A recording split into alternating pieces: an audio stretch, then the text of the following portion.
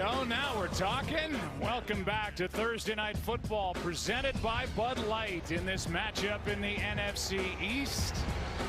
And in case you didn't know it, tonight is Thursday night. Hey, y'all want to know a secret? It's Thursday Night Football. Uh-oh. Somebody ready for a show? What time is it? Game time! What time is it? Game time! What time is it? Game time! It does it up! It does it up! It does it up! Here we go! Well, we're revealing secrets here tonight. Clearly, the secret is out. It is Thursday night. You know the story with the Eagles. They won it all a year ago. They're under 500. We'll get into what that means with past Super Bowl champions starting the next year under 500. Let's talk Giants. They played well, I thought, on the road at Carolina. Could have easily come away with a win. What do you expect tonight? Well, I think the good thing in that game on Sunday was they were finally able to get the ball down the field, and that's going to be important again tonight in that the Eagles have given up a lot of big plays. It's interesting when you look at the Giants, the way that in which they were built this offseason. They address the offensive line, a lot of changes, still room for some improvement. They bring in the all-world rookie Saquon Barkley, who can do it all. Thoroughly impressed with him, but yet they're struggling running the football. So going up against an Eagles defense that does not give up many yards on the ground, I think that they're going to have to continue to show what they showed last Sunday against the Carolina Panthers. You want the good news or the bad news? I don't know. I'm an optimist. Give me the good. The good news is we're about to start this game in Spanish language broadcast available tonight on Fox Deportes. The bad news is because that little on camera went so long, Mike Pereira does not get to show up. Oh, man. Sorry, Mike. On your television screen before kickoff. Elliott kicks it away. Eagles won the toss. They defer. Giants will bring it out with Jawill Davis. The ball popped out. It came out when he hit the ground, and right now they're saying it's a turnover. But I don't know about that. We might get to hear from Mike Pereira here shortly, but it looked like the tackle had Jawill Davis flipped into the air right here, and he loses the ball when he hits the ground. Yeah, that looks like clearly he's on the ground with his forearm, and that will remain the Giants' ball. Jalen Mills made the tackle, and the Giants will keep the football. Ruling on the field of a fumble recovered by Philadelphia will be reviewed. Well, they've seen it on the scoreboard here, and nobody has been tricked into thinking that this is going to go down as a fumble and belong to the Eagles. The Eagles defense is out there, and so is Eli Manning. Here's another look at it. And clearly that ball's out when he hits the ground. Nobody expects this call to stand. So here's Eli Manning and his record against the Eagles in his career. The passing yardage is the most all time against the Eagles. The touchdowns. But the Eagles have had the most fun in this rivalry of late. They've won 7 of their last 8 against Eli and the Giants. Here comes the call, and then we'll move forward. After reviewing the play, the ruling on the field has changed. The New York runner's elbow was down with control of the ball. It'll be New York's ball, 1st and 10 on the 25-yard line. Please set the game clock to 14 minutes, 57 seconds, please. 14:57.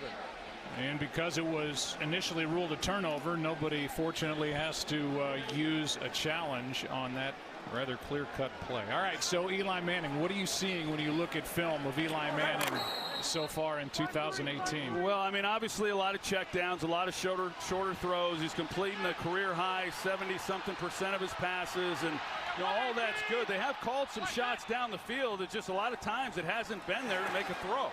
Looked like Manning looked in the direction of Saquon Barkley, who started that play, split out wide to the left. He throws to the near sideline, and Cody Latimer for 8.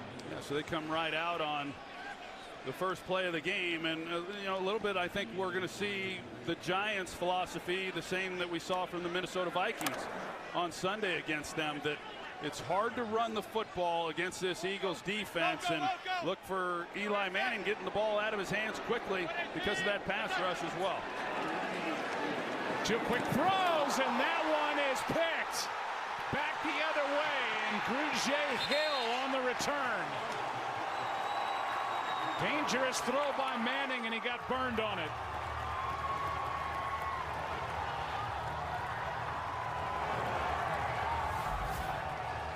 Another look. You're going to see the throw. He's trying to throw it in there to his tight end, Scott Simonson, but it's to his inside, and Jordan Hicks is the one who makes a play on the ball and knocks it up in the air. And then, of course, Grugier Hill there to make the interception. Good play by Jordan Hicks, who has battled injury over the past couple of years. He's played every defensive snap, and they love him in the middle of their defense. Well, you can see where Simonson was expecting the ball. He thought it was going to be to his left shoulder. The ball was on the inside. That's why Hicks was able to drive on it and deflect the pass. So the drive starts at the 16. Takeaways have been hard to come by for this Eagles defense. Pass incomplete for Zach Ertz. So here's Carson Wentz, and he picks up inside the red zone after the turnover. His record after 3 games is 1-2. Statistically, not that bad, but in this area of the field, he and this offense have struggled. They've struggled. They're 3 of 9 in the last 2 games against Tennessee and Minnesota. Handoff to Smallwood, and Wendell on 2nd down and 10 gets 3. Knocked down by Damon Harrison. I mean, I think it's real important, Joe, when you talk about a takeaway by the defense, setting you up inside the 20-yard line and being able to capitalize. You know, the Eagles are tired of hearing about what happened last year. With that being said, I'm going to remind you, Carson Wentz was the #1 quarterback in red zone efficiency. This year, he's 21st, and that's a big reason why they have struggled overall with their record. They just simply have had to settle for too many field goals down here.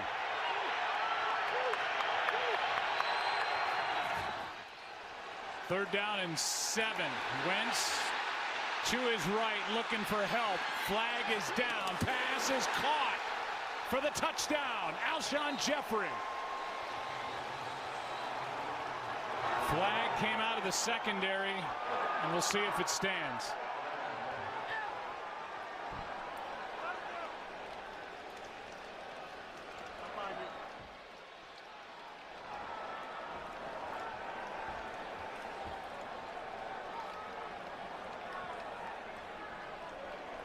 We're still trying to sort through it. Either way, I tell you, that was one great throw by Carson Wentz. Before the pass was thrown, illegal contact. Defense, number 52. That penalty is declined. Result of the play is a touchdown. So the Eagle fans in attendance celebrate. It's against Ogletree, and let's go back to that play by Wentz. Well, Carson Wentz, he gets some pressure, and he's so good at being able to come out and escape the rush. And on the edge, I mean, working back into the middle of the field, you can see Alshon Jeffrey. This is just a scramble drill. And he's on the left side. He realizes his quarterback's in trouble. He works the baseline, and Wentz able to put it on the money. Good start for the Super Bowl champions on the road. Back to Thursday Night Football, presented by Bud Light. And for the Eagles, not only have takeaways been hard to come by, that was only their 6th. But points off takeaways, only 3, which was an NFL low. And now Alshon Jeffrey has his 12th touchdown catch over his last 15 games. A good start for the Eagles on the road, and this second possession for the Giants will start at the 25. Back to the interception. Yeah, you go back and take a look, and like I said, the ball should have been more to the left shoulder, and because it was behind, Hicks is able to drive on the ball. But here's Olivier Vernon, who's back after missing all season up to this point.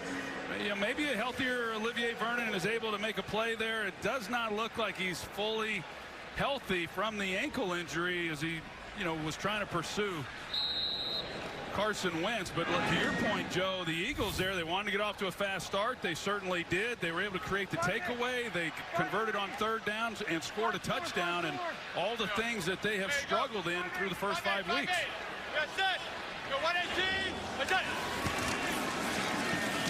Here's Here's Saquon Barkley. And Barkley on first down picks up 4. Derek Barnett, who was inactive a week ago with a shoulder injury, in on the stop. By the way, Grugier Hill blocked a punt in his last game here, which was last December, and he's the one that came away with the interception, as it was deflected to him on the play made by middle linebacker Jordan Hicks. 2nd down and 6.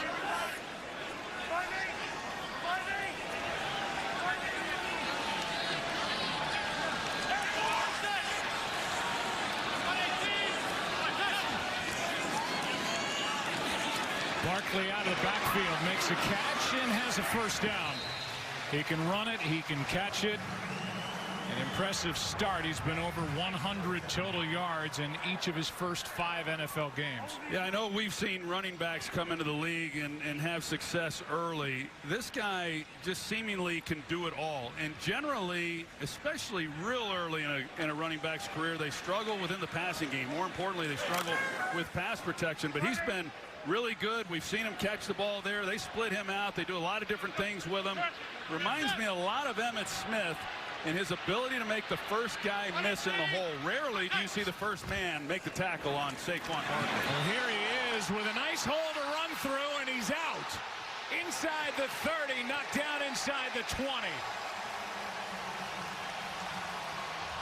Avonte Maddox on the stop, but a 45-yard carry by Barkley.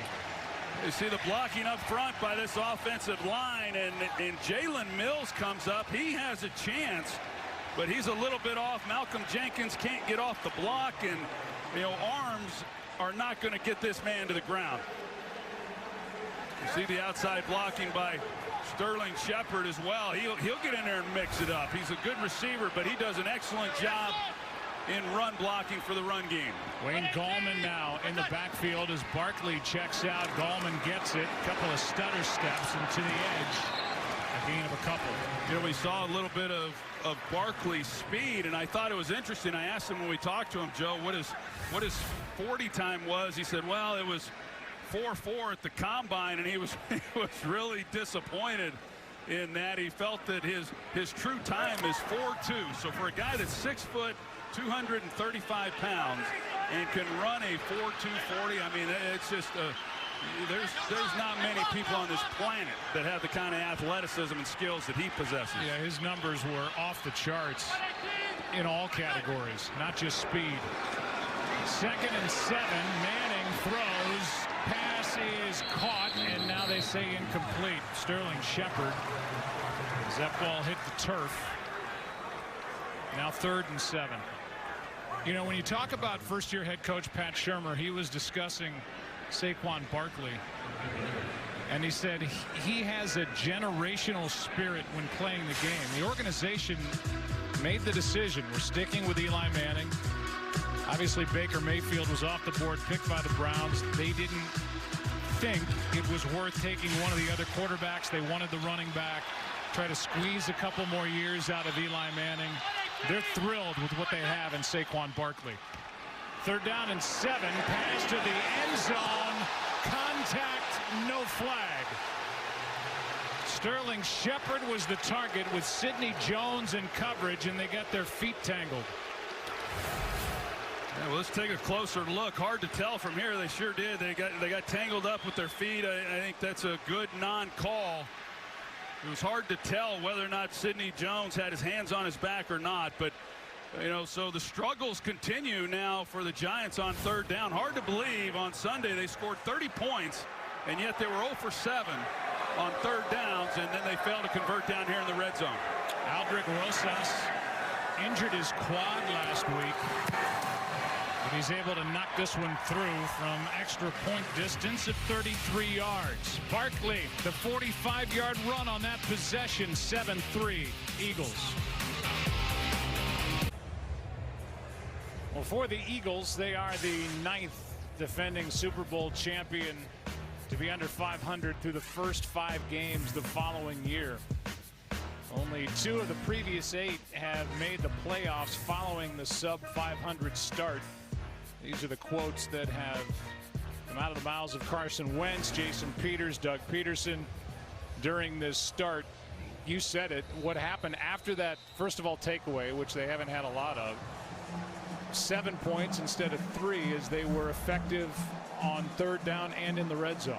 Well, they've just been sloppy. I mean, Doug Peterson knows that. It's why they have struggled the way that they have. It's why they were so good last year. They didn't beat themselves.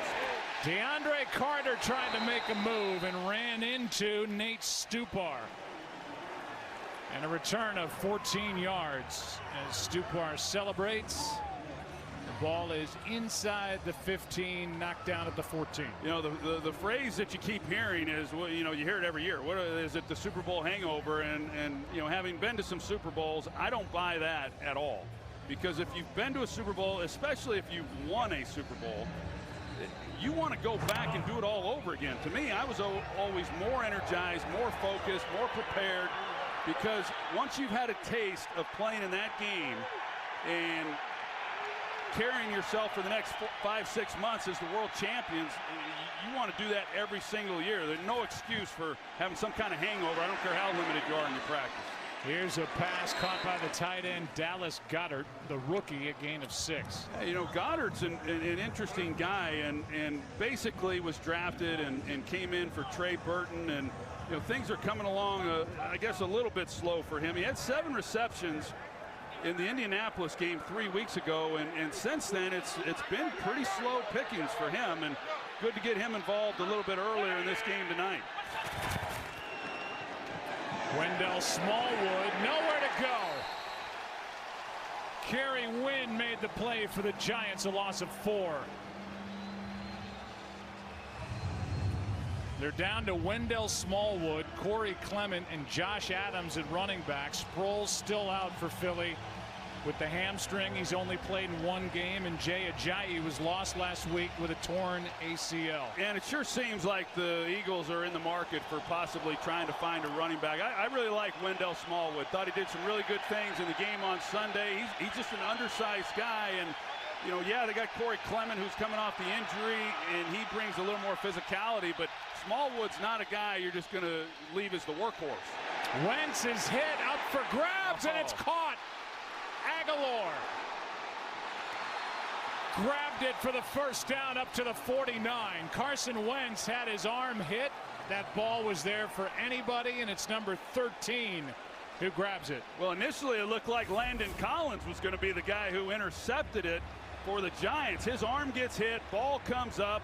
Kareem Martin is the one who makes a play, and this is a great job, really, by Nelson Aguilar, because he works right back to the football and just is able to beat Landon Collins to the ball.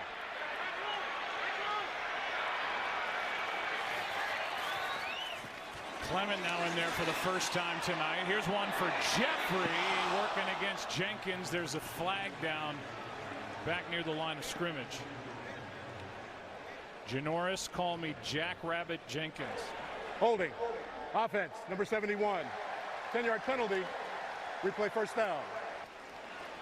That's against Jason Peters, the 9-time Pro Bowler. Yeah, an inside rush by Olivier Vernon, and Jason Peters is really struggling a little bit. Of course, he came off the ACL injury last year, and you know, here's the play where Nelson Aguilar, he just simply works back through the ball. It's excellent work on his part.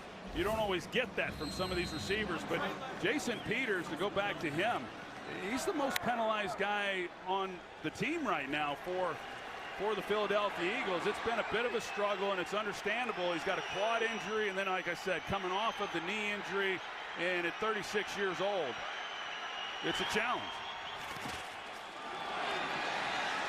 Wentz gets hit again as the pass was on its way, and Olivier Vernon was in there, and he's already been active for the Giants as they welcome him back. Yeah, now he comes with a bull rush. He had the inside rush a minute ago. He uses the bull rush on Jason Peters, and in back-to-back plays, a disruptive force into the face of Carson Wentz, and that's something that Carson's gotten a little bit accustomed to here now in his 4th game back, with pressure in the backfield.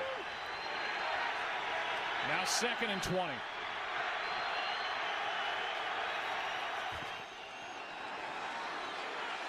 Pass was tipped again. Matthews was the target, and this Giants defense is coming after Carson Wentz.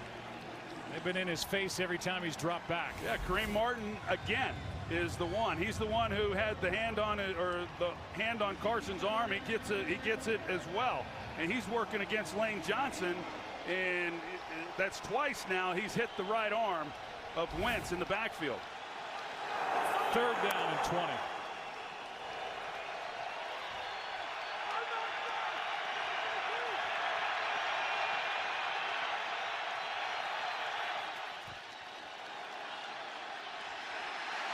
Wentz sidesteps pressure. Long way to go as the pass is caught by Carter. And that'll bring up 4th down. Just a gain of 10 as DeAndre Carter got half the yardage necessary. So good work by the Giants on defense, with Odell Beckham waiting for the punt from Cameron Johnston. Well, we'll see how this goes. That didn't go quite so well on Sunday when they had him back there. It went down as a muffed punt. It led directly to a touchdown for Carolina on a ball that hit his foot. End over end.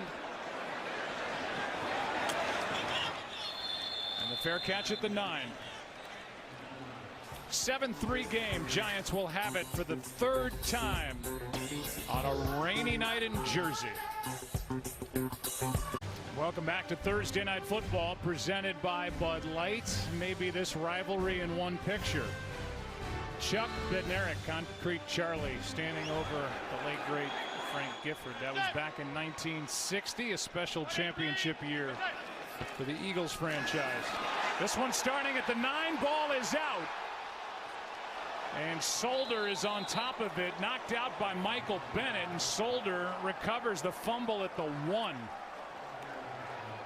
Well, Michael Bennett coming off 2 big games and had an impact last week. He's right here, Solder the left tackle, and they're going to come out. He feels pressure. Eli does, but this has happened too many times in Eli's career where just being tackled, the ball falls out. I mean, he's fumbled, what, 3 times already this season, and one of the reasons why he wears the glove on his left hand, started wearing it last year, was to help him with some of that, but yet he fumbled it 11 times last year, 2nd most in his career. Barkley trying to get a little breathing room out to the 4. Jenkins on the tackle. And so a gain of just 3. There's a look at that glove that he started wearing, and once he got used to wearing it in the preseason last season, he thought that he would continue with it, thought that it would help him hold on to the ball a little bit better. But like I said, he had 11 fumbles, and that tied the 2nd most of his career in a season, and he's put the ball on the ground now 4 times this year. 3rd down and 15. Quick throw to Beckham, his first catch. Makes a couple of men miss, but out of bounds short of the 1st down. Went around Jalen Mills, Sidney Jones, but not enough. A gain of 12. Yeah, that was good effort on his part. Almost got to it, but not quite enough. And so the fumble, and then, you know, it's like a sack, and it's hard to overcome sacks and continue to move the chains. And so good job, Jim Schwartz and the Eagles defense, forcing a punt, and the Eagles now should get the ball back with outstanding field position. Riley Dixon, the former Bronco, hits it. It's a good one.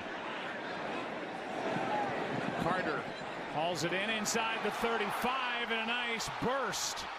Dixon can't bring him down. The punter missed a tackle. Nate Stupar finally there, but after a 52-yard punt, a 24-yard return. Big play by Bennett as he knocked it out of the hands of Eli Manning. Eagles with the ball, up 4. You look at the average starting field position in this game. This is only the 6th time this season the Eagles have started to drive in the opponent's territory. 2nd time tonight. The early pick, the defensive play by Bennett, the punt, and the good return by Carter. Quick throw, Jeffrey out on the edge to the 40. Knocked down by Alec Ogletree.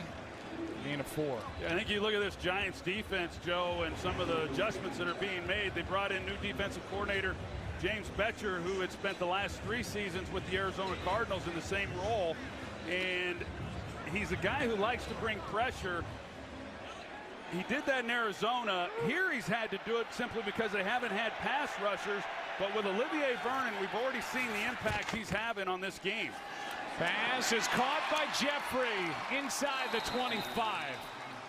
And that's now 9 throws and only 2 runs by this Eagles offense here in the opening quarter.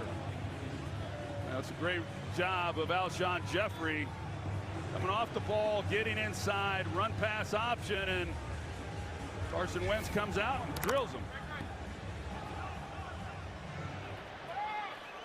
Got that great catch radius, as they say, and 17 yards for number 17. First down at the 23.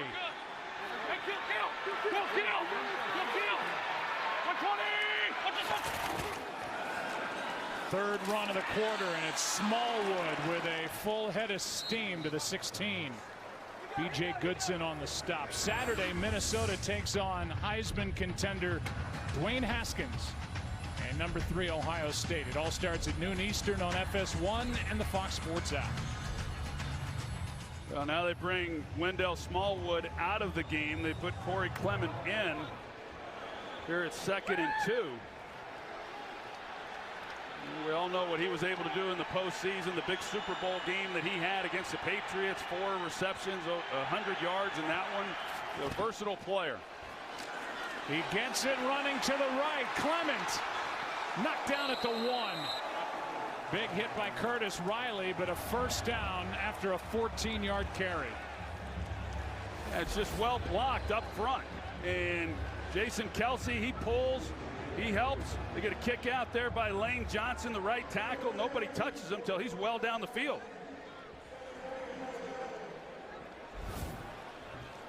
Got a hit up high there and knocked down at the 1.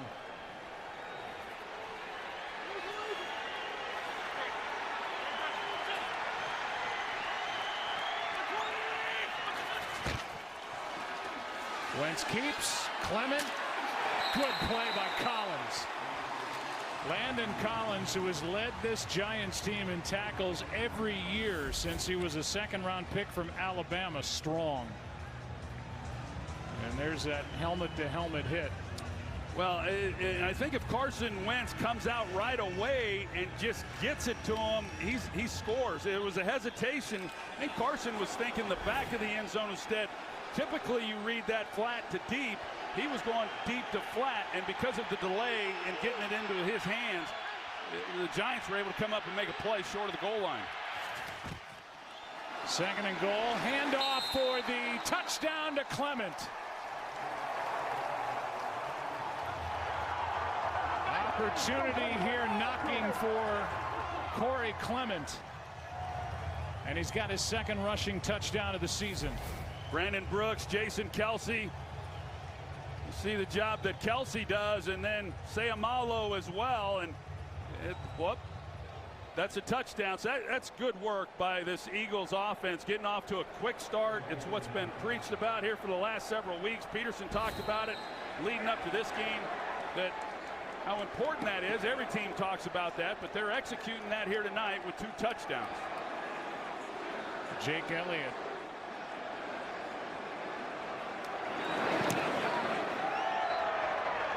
Now 11 for 11 in extra points. And on Thursday Night Football, it started with that good return by DeAndre Carter.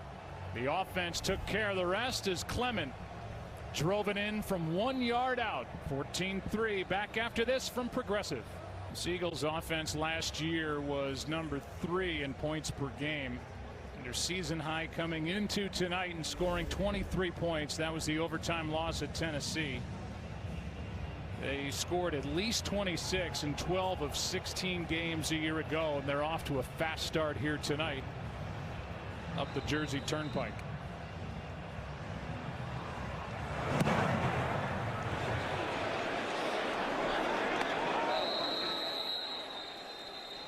The NFC East is a combined 7-12.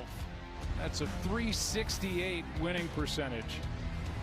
It's been an ugly start, and that's why even the Giants come into tonight and into this part of their schedule where they start to face divisional rivals thinking they got a shot. Well, they do have a shot, and I understand that. And I've also been on teams that had really struggled, and each Monday you come in to work and they say, hey, you know what, because of everything that's happened, you guys are still alive. And I say, I got it, but at some point we got to win a game, you know. And yes, they are alive, but this is not a good start for them tonight. I pity the coach who had to tell you that on a Monday. Barkley gets nothing, knocked down by Fletcher Cox. This kid is so impressive to talk to.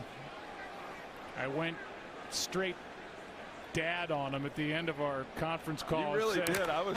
So don't change, please. Whatever you do, just when I got nervous when you said, well, son, let me tell you something. You know, I did not. Lying. He's such a likable guy. And he is awesome, isn't he? What an athlete. Looked like Jenkins was too quick.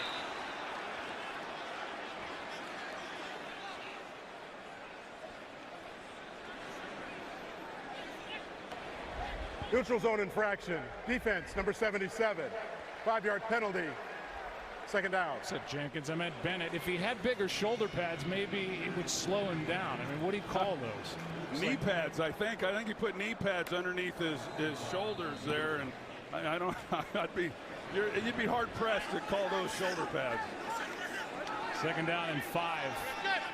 Under a minute to go, first quarter. Giants down to 11. Pressure on Manning. Pass is broken up. Good coverage by Darby. Knocked it away from Beckham. Third down and 5.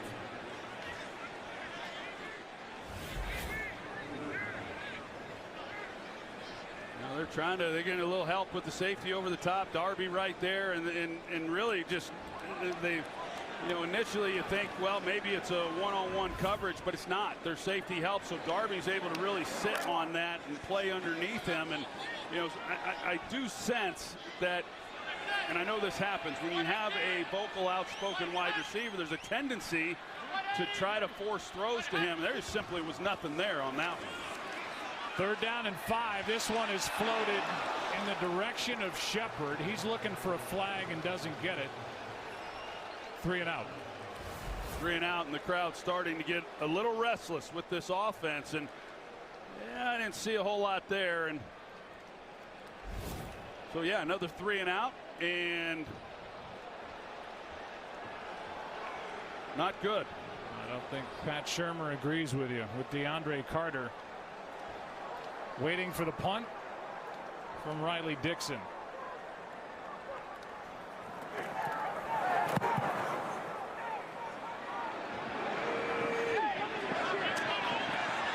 From the 19, well played. Jawill Davis on special teams makes the stop. And with 15 seconds left, the Eagles offense walks out onto this field for the 4th time in this opening quarter. Well, they've had a great start. I mean, they've already doubled the output in the first quarter in points compared to what they had done through the first 5 weeks. They had only scored 7 points total in those games, and so you start to gain some momentum. Then some good things have happened, and now they're not playing from a deficit like they have so many times this year. So Eli talking it over. Odell Beckham, all the headlines that he picked up after the interview leading into last weekend's game and that tough loss at Carolina. From the 20, tossed to Smallwood, running right, and a gain of 4. And that will do it for the opening quarter. 14-3, the Eagles on top. It's Philadelphia and the Giants, and this bitter rivalry continues. Welcome back to Thursday Night Football at MetLife Stadium, presented by Bud Light. Second quarter will get underway, and this New York Giants defense taking on this Eagles offense that Nick is starting to feel a little better about itself with the way they played that opening quarter. They lead by 11 and they have a 2nd and 6. At the 24.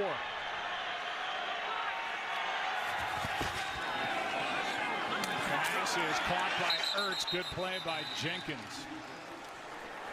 That's excellent work by the Giants defensively. They bring pressure off the slot. Carson Wentz sees it, and he gets the ball out quickly, which he has to do. But then you've got the corner to make a play. So understanding the scheme, and when you bring blitz, more times than not, quarterback has to get the ball out of his hands quickly, come up and make a play. And now for the Giants to make a stop on 3rd down. Eagles 2 for 3 on 3rd down. Ball is on the ground. Wentz picks it up, somehow completes the pass to Smallwood, but out there making a play is Connor Barwin, the former Philadelphia Eagle, and it's 4th down. I thought Connor Barwin was going to intercept it. I thought it almost went through his arms. You can see when he turns and Connor Barwin had a look at him, number 53, and I thought, yeah, it hit him right in the chest. That's one you go home and you don't ever forget. You're thinking, man, how do you not make that catch? Beckham waiting again for the punt from Johnston. Good one. And down by Grugier Hill on a 52 yards. The Giants defense gets a stop. New York with the ball down 11. That top line's not very good if you're a Giants fan. Time trailing this season. Most minutes in the NFL. A record of 1-4. Their win came a couple of weeks ago at Houston. It was in week 3. Here's Barkley. Boy, he finds somewhere to go. Unbelievable. Man. Gets 9.5. Wow. Oh, are you kidding me? He grew up idolizing the great Barry Sanders, and he looked like him. This is the best 9-yard run you might ever see. You see the way he hurdles over some of these guys. Malcolm Jenkins right there trying to make a tackle on him, and he looks like he's running the high hurdles. And that's awfully good. Get used to it, folks. He's going to be around a while. Gets the first down. Let's take a look at tonight's Players You Can Trust, presented by Disney's Aladdin. For the Eagles, Fletcher Cox leading the team in sacks and quarterback hits. Saquon Barkley, you know why we feature him. And stay tuned to the 2-minute warning for a first look at Disney's new movie, Aladdin. This guy is really something, and is a joy to watch. He's got everybody awfully fired up, and you know, sometimes there's not a whole lot there, and he's had a lot of unblocked defenders in the hole through the first 5 weeks, but man, he has an ability to make people miss. Here's Gallman. The only holdover from a year ago as a flag flies in the secondary. Nigel Bradham made the tackle. Now another flag.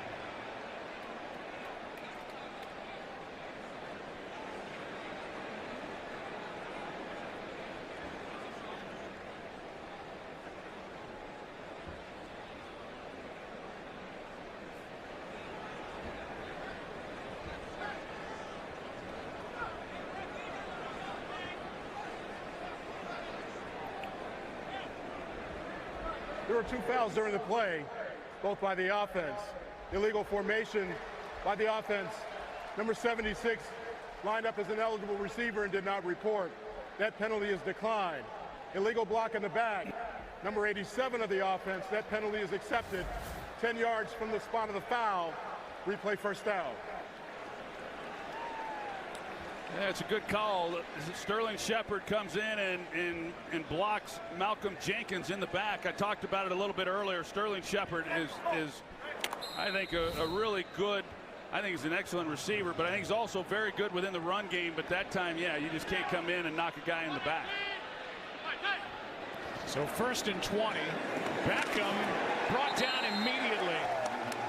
And a loss loss of a yard on the play made by Ronald Darby.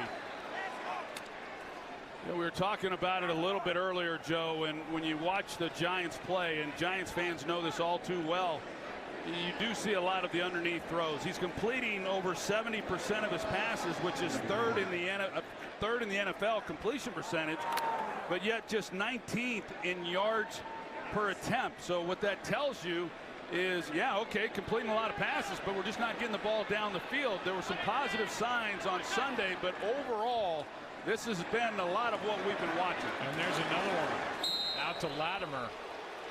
And this crowd is beyond frustrated with this attack. Everything's just hanging around the line of scrimmage as Maddox and Mills combined for the stop. It's 3rd and 16. Well, and I will say that in Pat Shurmur's defense, in preparation for this game and watching them, there were times, he's talked about it, they call things to try to get the ball down the field. And sometimes it's just simply not there. So it's not like there's a lack of attempt, but still trying to create some ways to turn some of these playmakers loose. This is Barkley, brought down from behind by Derek Barnett. A gain of 7, and this could get ugly here fast. Yeah, I think that there's just it's too much of a willingness. 3rd and long, you know, sometimes there is something down the field, and sometimes it's worth making a great throw in tight spaces. And it's just I just sense watching it and watching Eli, there's too much of a willingness to play it safe. Another punt by Dixon. Good one. Carter back near the 11, and I don't know how he hung on. Breaks a tackle. They might have missed a face mask after Carter went around Antonio Hamilton, and then Hamilton came back to make the tackle. Eagles have it, up 11.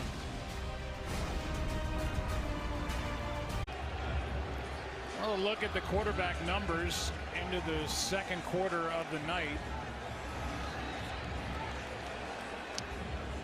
86 yards for Carson Wentz, only 38 for Eli Manning, with a frustrated crowd surrounding him here at MetLife Stadium. The Giants have allowed the 3rd most yards on 1st down, just under 7 yards per 1st down against him. Handoff is to Clement. Clement is able to pick up 6, knocked down by Alec Ogletree. You can help people affected by Hurricane Michael. Donate today by going to redcross.org or text Michael to 90999 to give $10 to American Red Cross Hurricane Relief. Devastating. And so maybe a bit of a relief for those affected to check out and just watch some football tonight from New Jersey. 2nd down and 4. Pass is dropped. Jeffrey incomplete. Good play made by Eli Apple. Yeah, it was a good play, and you saw Alshon Jeffrey. He wasn't sure if he actually had possession of the ball and what's a catch and what's not a catch. That as soon as this play ends, he swats it out of bounds just in case it was still alive.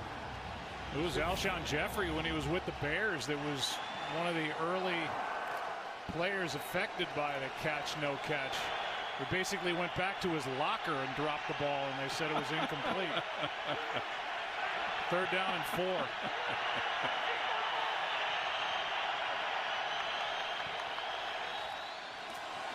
Just got it away. Pass is tipped.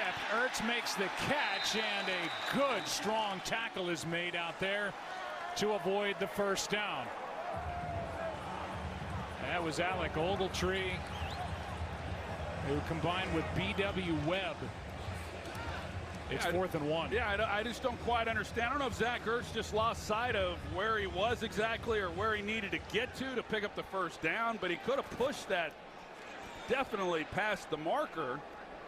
And, you catch a ball like that on 3rd down and not have enough for a 1st down. It's really somewhat inexcusable.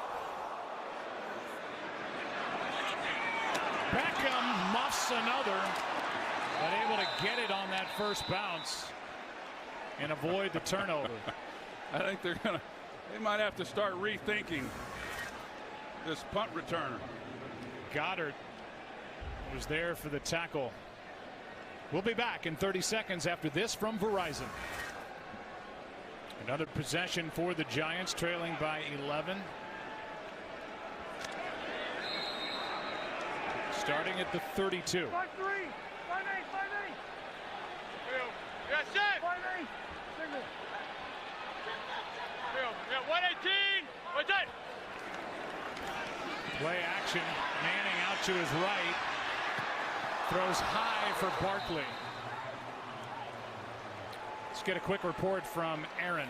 Cornerback Sidney Jones-Joe out for the game with a hamstring injury. Of course, you see him going into the blue tent. And as you guys know, this is a guy defensive coordinator Jim Schwartz loves to talk about. Has rolled up his ankle on Sunday against the Vikings, but now, like I said, out with that hammy. Slid in the draft a year ago because of a torn Achilles. As Aaron said, the ankle last week. Now the hamstring. 2nd and 10. Setting up a screen for Barkley. Blocking in front. First down and more into Eagle territory. Still going. Incredible. Incredible. Wow. Any questions as to why they picked him second overall? Wow. 55 yards from Saquon Barkley. Well, just count the number of missed tackles. And he has a big part to do with that. Now, this guy's hard to bring to the ground at his size and speed and the thighs that he has. And you're going to watch a number of players, Eagles, that just bounce off of him and are unable to get him to the ground. And now they get a pre-snap penalty.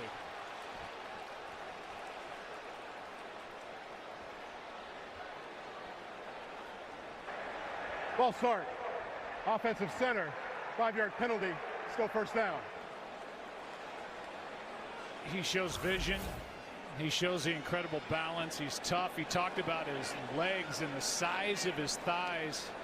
He said, my calves were always bigger than everybody. Even in grade school, the older kids would look at me like, what are you doing? Yeah, well, now his thighs are bigger than everybody's. I mean, he reminds me of Earl Campbell in a way. I mean, obviously a different runner. He's got amazing speed. But the way that he's able to just go through people and break tackles, he is really something. Here's Gallman, wasn't ready for the pass, with Michael Bennett bearing down on him. Talked about Barry Sanders earlier and Saquon Barkley. Let's compare the two, and you see, you know, the jump cuts, the spinning, not going down easily. The ability to cut on a dime. I mean, he's got a long way to go, obviously. There's the touchdown that for a short while put the Giants on top with 1:08 to go last week at Carolina, but early signs are great. Oh, man. I mean, like I say, I don't think that the Giants could have asked for one thing more than he's given them already. Boy, this is just ugly. Gallman the target. Eli's backing up. He's getting frustrated. The fans are sick of watching this. There is nothing down the field. There's not much. And just to follow up on Saquon Barkley, you know, the comparisons with Barry Sanders, I think, are fair because of his abilities and his abilities to make people miss and do those kinds of things. I think the criticism on Sanders was that sometimes he was always trying to hit the home run. That's why he would have negative yardage. I don't sense that to be the case with Barkley. He has had a lot of negative runs, but more because there's been people in his face. Here's Barkley. They say go get him. Here's a flag, and it was thrown in the area where Manning went down. And we'll see if this is for roughing the passer. If it is, it's an automatic first down. Right now, Barkley's short. Personal foul. Roughing the passer. Defense number 77. Half the distance to the goal from the end of the play. automatic first down. I think that's the no bracing, on the tackle and just landing with his full body weight. He got called last week, as we know, a controversial call, and this one is everyone's going to have an opinion, but this is the rule that they put in, and you can't do it, and he gets flagged for it. Mike Pereira. And I do think this is what they talked about. They said it's okay to land on top of the quarterback if you try to break your fall, if you put an arm out to break your fall or attempt to get to the side. He didn't do that, and those are going to continue to be called. So instead of 4th down and a field goal try, it's 1st and goal. Barkley tried to go around Darby. Eventually Darby made the stop. A gain of just 1. It's 2nd and goal.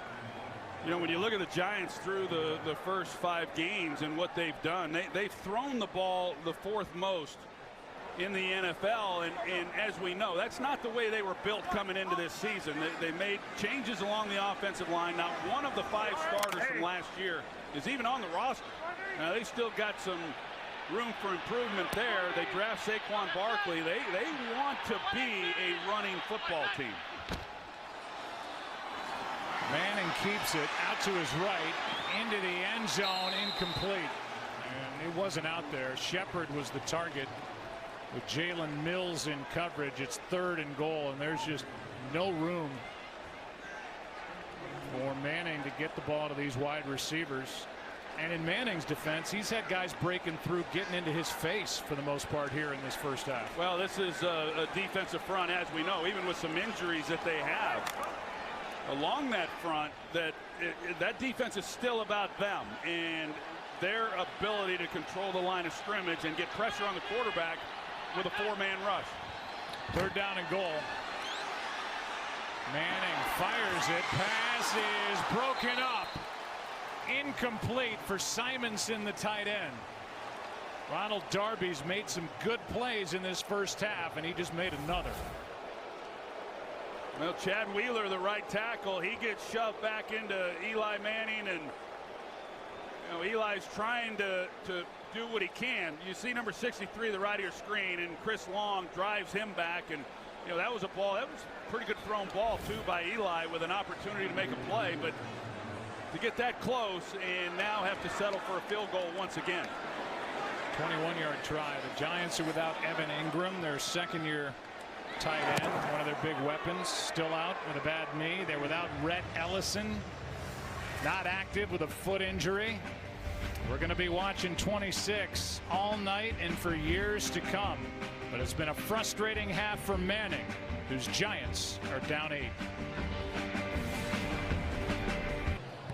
Saquon Barkley was born in the Bronx, moved to Pennsylvania as a young boy, starred at Whitehall High School in Pennsylvania earlier this decade before going to Penn State. That's the same route that our good friend and 4-time Super Bowl champion Matt Millen took. Went to Whitehall, went to Penn State. He was an All-American defensive tackle at Penn State. Al Davis drafted him, made him a linebacker, but there's much more to that story than just that cute connection. Matt Millen is currently awaiting a heart transplant resulting from complications from amyloidosis, and he wanted us to say publicly that he's receiving unbelievable care at Beth Israel Medical Center in Newark.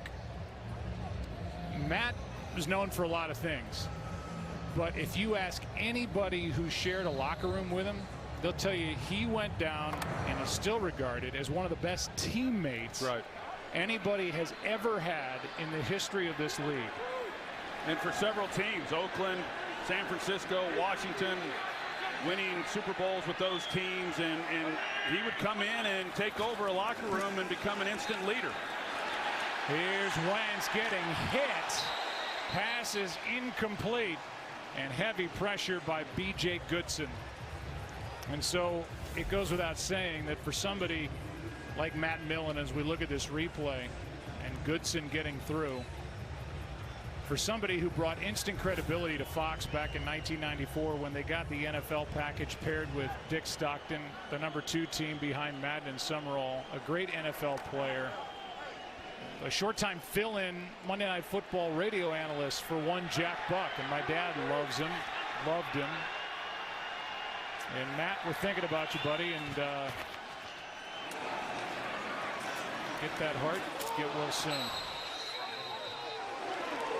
Here's a catch by Ertz, and he flips it to Alshon Jeffrey, who hops out of bounds to bring up third down. Amazing for a guy with kind of a larger-than-life persona. Matt Millen, a huge heart, awaiting a heart transplant. So our entire crew thinking about Matt. Yeah, here Matt, in Jersey, we're all with you, buddy. And like you said, your dad Jack loved him and worked with him. And I don't know of anybody. You know, there are those people in life that you just know, and you can't think of anyone who has anything negative to say about him. And Matt's one of those guys. He's a great teammate, great friend, great husband, great father.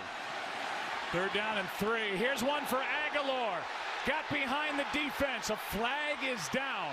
Aguilar is inside the 15 and then gets popped at the 10. But a flag is down way back near the line of scrimmage.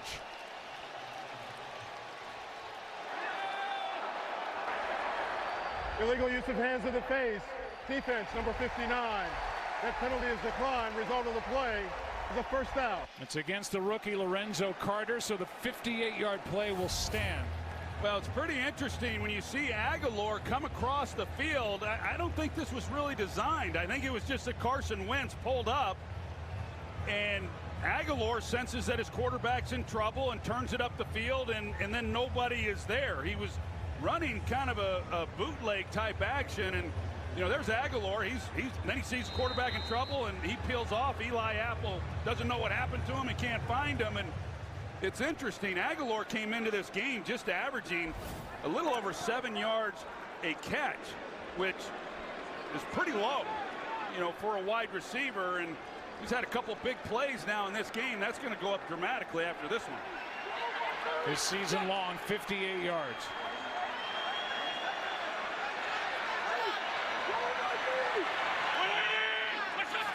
First and goal from the 10. End zone all alone for the touchdown, Zach Ertz.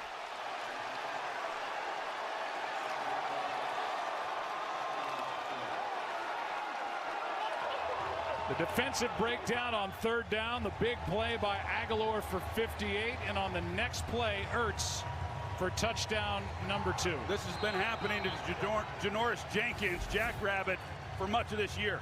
And he's off in coverage, and he just simply gets turned around. He thinks that Ertz is going to the post, and once Ertz plants it and goes to the corner, Jackrabbit's completely turned around. And I've seen it a lot throughout the start of this season.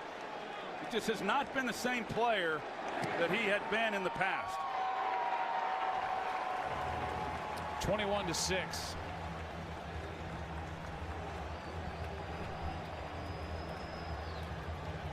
With 4:22 left in this first half.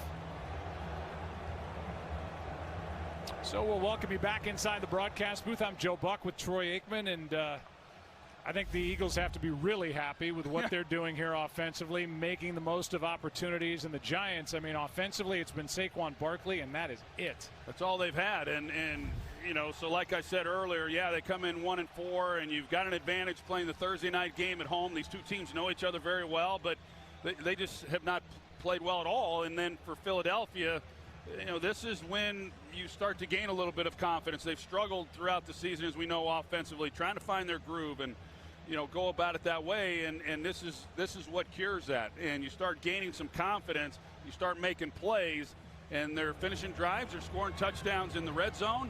They look awfully good. I don't think there's anybody who is unbiased looking at the talent level on these teams, from the coaching through the roster, that doesn't think the Philadelphia Eagles are still the most dangerous team in the NFC East. And if they get on a roll and Carson Wentz is able to settle in, this is still, in my opinion at least, one of the favorites in the conference. Yeah, I would agree with that, Joe. And I think that, you know, last year, like we've talked about last week when we had them in that game, they overcame a lot of injuries, and that just simply is not supposed to happen when you lose the key guys that they did, and then to still go on and win a world championship.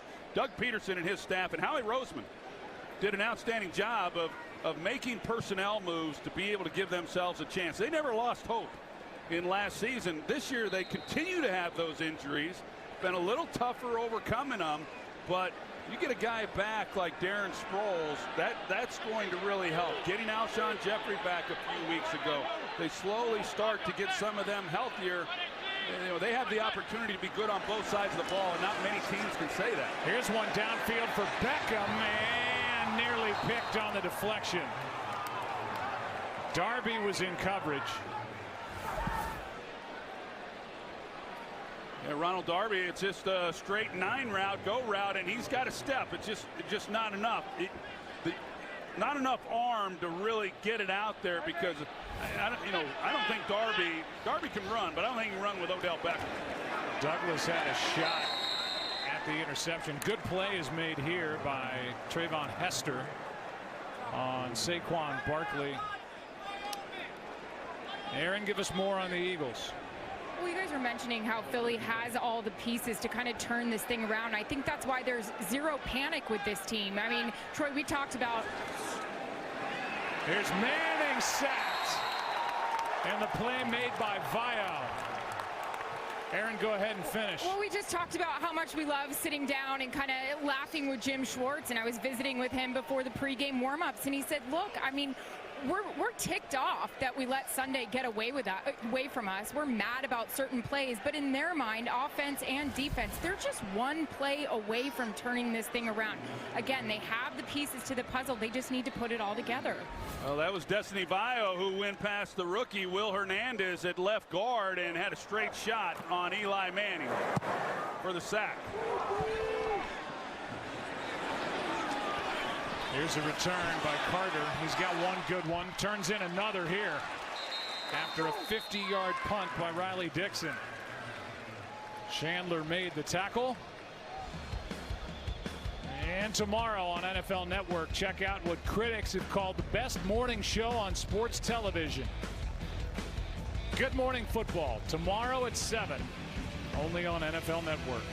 Good 19-yard return there by DeAndre Carter, and the Eagles, who have the lead of 15 points, have great field position with the ball at the 50. Well, Joe, we talked about it coming into this game that the Giants last week were 0 for 7 on third down, yet somehow they scored 30 points. I mean, that's hard for me to figure out. And in this first half, they're 0 for 7 once again on third down. So they haven't converted a third down now in a game and a half, and they're not going to score 30 points against the Eagles unless they get something going and converting and moving the chains.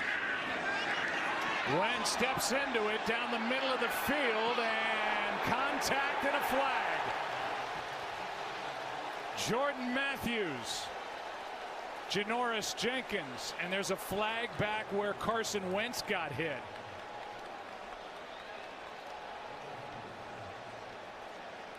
Two separate fouls on this play. And there's the hit for the flag.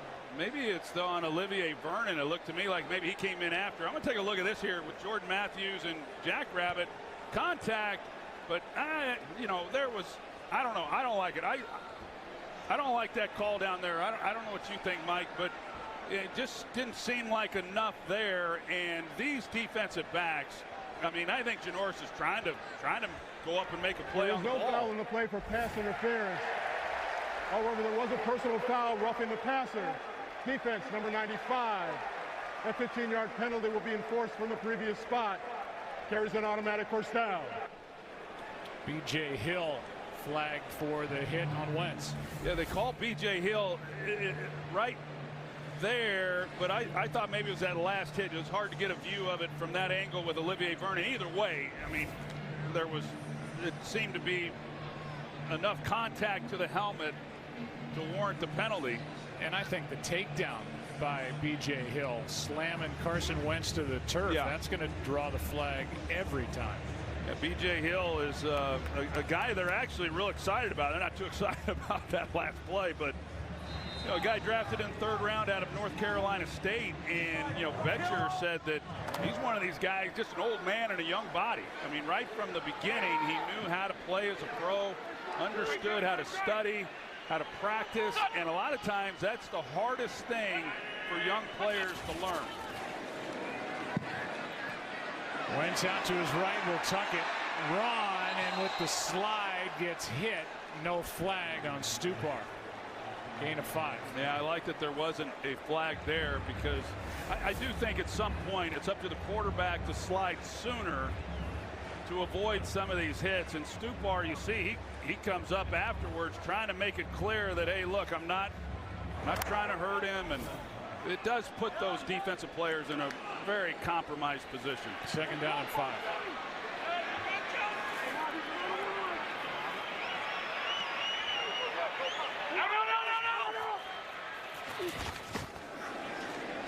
Smallwood, 1st down. Now this defense, sorry, Joe, this defense has really struggled again today, and missed tackles has been a problem for them throughout the first part of this year. It's a 2-minute warning. We're excited to share a first look at Disney's new movie Aladdin in theaters next summer. Welcome back to Thursday Night Football, presented by Bud Light. There's a picture that older Giants fans don't like looking at. Joe Pisarcik with the Giants trying to run out the clock here in the Meadowlands, different stadium, and Herm Edwards was there for the return. Well, here's Zach Ertz right here in the slot, and as we've already seen, they sure like him down at this end of the field. Aguilar in the backfield next to Wentz. 2 minutes left in the half, and the pass to Jeffrey is too high. Looks down at the gloves. 2nd and 10. By the way, the Eagles get the second half kick. So imperative for the Giants to keep Philadelphia out of the end zone, or this could be a blowout fast. It's shaping up that way, and we'll see what kind of adjustments the Giants can make at halftime offensively to try to get that man more involved in the game plan. I think he'd like to see that too. I guarantee you, 2 catches, 12 yards. That's it for Beckham. Handoff to Smallwood. Some more missed tackles, and Smallwood takes it to the 15. 3rd and short coming up. Kerry Wynn credited with the stop. How about the Eagles and some of the things that they have at the running back position? I mean, to lose a guy like Jay Ajayi, who is also one of those guys they made a trade for and brought in last season once the season got underway, but to lose Jay Ajayi and then still have someone like Corey Clement, like Smallwood, he's done some really good things once again. And like I said, once Sproles, of course, Sproles is up there in age as well, and he's already come out and said this will be his last season. But if he's got anything left in the tank, one of the most dynamic players that I've ever seen. Timeout is taken by the Giants, desperate to get the ball back before 3rd and 2.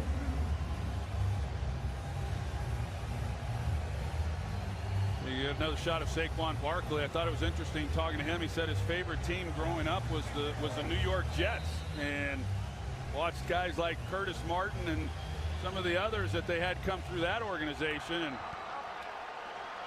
now he's with the Giants, of course, playing in the same stadium. 3rd down and 2.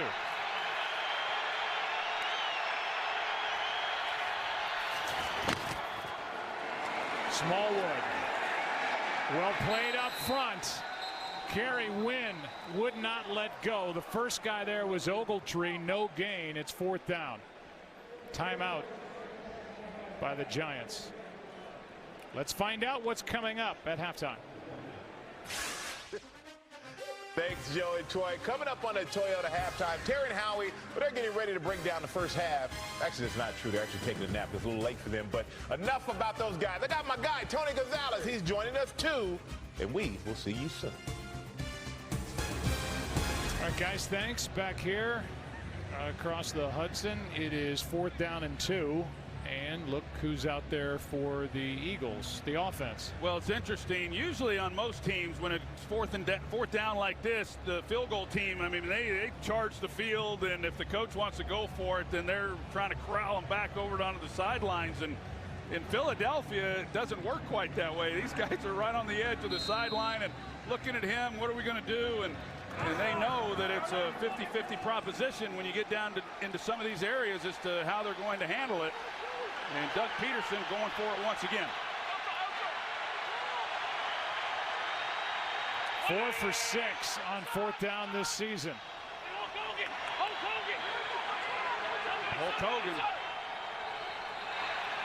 And just trying to draw the Giants offside. I was going to say, I guess it's easy to say now, but I think in this point you got to add more to the total, take the points, you get the second half kickoff.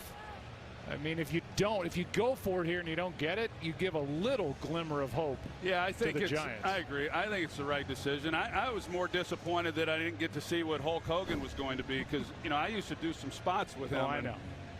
I've seen. You got to believe it'd be something special. Mm-hmm. Yeah. Just like those spots. Memorable, right? Yeah. I'm not going to say who it was for. No. But I looked into renting stuff. Yeah, well, but times are tough. I got it.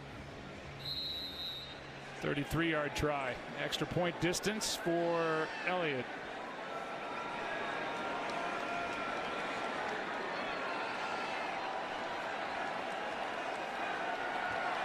And that is a season high in points for a game. Put up by the Eagles here in a half. But on the other side, it's been a frustrating half. You know, Troy, I know that they've made changes on the offensive line, new faces. They finally cut number 9 overall pick Eric Flowers during the week. But just because they've made changes doesn't mean that they're better. And they still have a lot to prove. They like their rookie Will Hernandez. Solder's been okay. Got a huge deal to come here from the Patriots, but they have not looked good up front in front of Eli Manning here tonight. No, they haven't, and Eli's had some mistakes himself with the interception and then the fumble, which essentially killed that drive, led to a touchdown, for the Philadelphia Eagles. I think it's worth discussing. We all think Saquon Barkley's amazing. I think anyone watching this broadcast knows what we think of him. I think he was the best player in the draft, but if you believe that there was a franchise quarterback on the board at number 2, and that being Sam Darnold, Josh Rosen, Josh Allen, whoever it might have been, Lamar Jackson, maybe it was Baker Mayfield was the only one you thought and he was gone, but if you thought that one of those guys that was left on the board was a franchise quarterback, I think Dave Gettleman has to go get him, and that's what tells me that I'm not so sure he thought that there was a franchise quarterback on the board, because you just simply cannot pass up on one of those players. Well, these two will be linked for a long time. When you're the number 2 overall pick, Saquon Barkley to the Giants, and then right behind him, Sam Darnold to the Jets. Darnold coming off a good game, had that big debut, through the interception for the touchdown on that first throw at Detroit on Monday night, but then just went off. Well, Sam Darnold was my number 1 quarterback coming into the draft, and not every number 1 is the franchise guy, but I thought he was. Here's one aired out for Latimer downfield, and a big play from Eli Manning with Jalen Mills in coverage. Well, Jalen Mills has seen this reel way too many times here in recent weeks. Just a guy getting down the field, he simply goes up and makes a play, and big plays lead to points. And right now the Giants are knocking on the door before the half. Hand off to Barkley. 1 timeout left, under a minute to go, and Barkley on first down gets 2. Yeah, I mean, you look at it, he already has almost 150 yards of total offense. Barkley, between receiving and rushing, he's had a phenomenal first half. He's done everything for this offense. Manning, far sideline. Latimer didn't see it. Mills did, and Mills had the best shot at that pass, and Manning's got to be thinking, what is Cody Latimer looking for? Well, he throttled it down. You're right. I don't know if he just felt that because Jalen Mills was so far off that there's no way he's going to throw the ball in my direction, and Mills came close to maybe being able to get underneath that and make a play. And I like the smile on this young man's face. One thing about Jalen Mills, he's been beat up pretty good here in recent weeks, giving up some big plays, but it has not affected his confidence. Latimer comes out. Jawill Davis comes in on 3rd and 8. Middle of the field, Davis overthrown. And that is now 15 straight failed 3rd down tries by the Giants. That's hard to believe. Yeah, it is hard to believe. I mean, I don't know that quite honestly, I'm not sure I've ever seen that before or ever heard of it. It's losing football is what it is. They were going at Jalen Mills yet again, and the throw too high for Jawill Davis. Now Rosas, who's got a big leg, he's got a strained quad, and that right kicking leg will try from 52.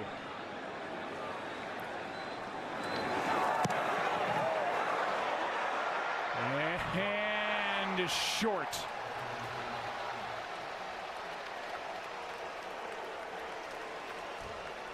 Not much went right for the Giants in this half, except for the rookie Saquon Barkley. Frustration on one side, anything but for the guys in green. They've had fun. I feel like they've kind of broken out here for the first time this year. Yeah, and with that missed field goal, you're giving the ball to the Eagles on the 42-yard line and 2 timeouts. There's still plenty of time with 23 seconds left in this half that I would almost be surprised if the Eagles aren't lining up before this half and trying to kick a field goal. Right down the middle and just short. And that just tells you Rosas isn't healthy. He's got a much bigger leg than that. Now 4 for 5 in his career from beyond 50. Wentz, Jeffrey, and a flag. Jenkins in coverage. And that's where the flag was thrown.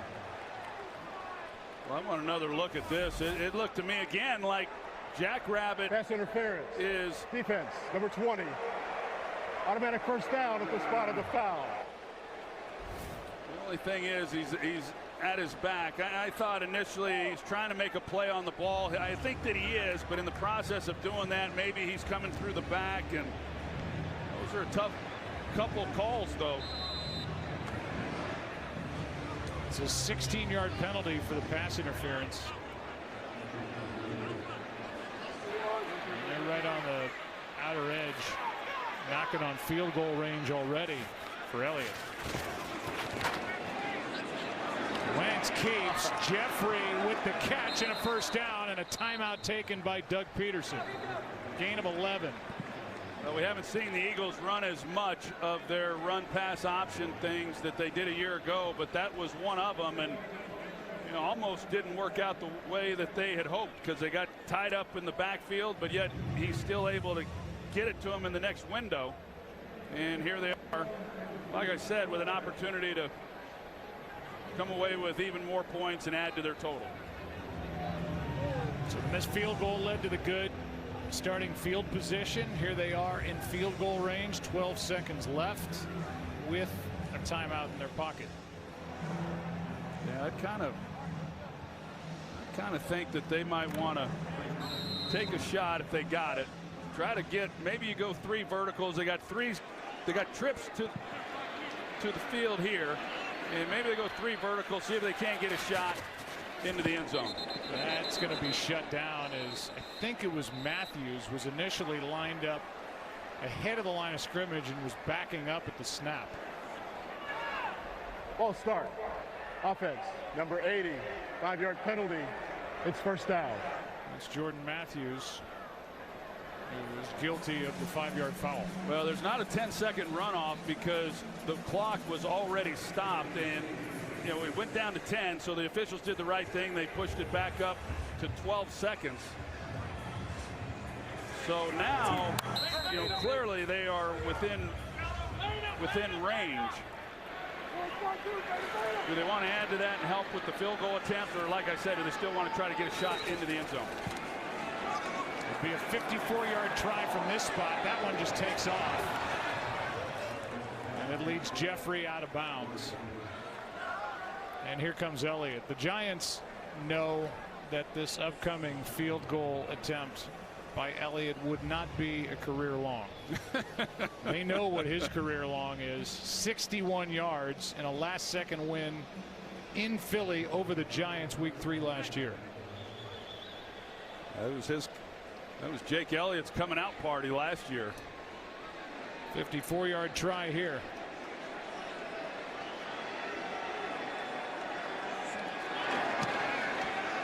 Pushed.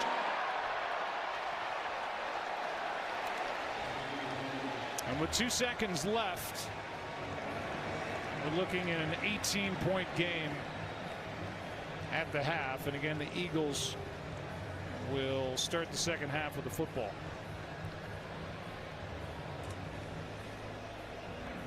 I'm not sure there's enough time at halftime for the corrections that are going to have to be made in that Giants locker room.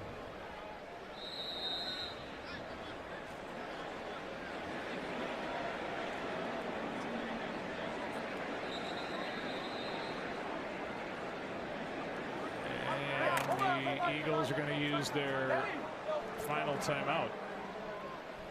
We haven't even gotten into the Odell Beckham Jr. interview during the week last week and his comments.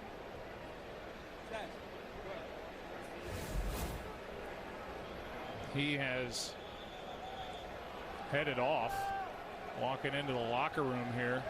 Offense is out there, but 2 seconds remain. Might have time to get into that in the second half. I loved what you talked about with Michael Irvin, who's here on the pregame.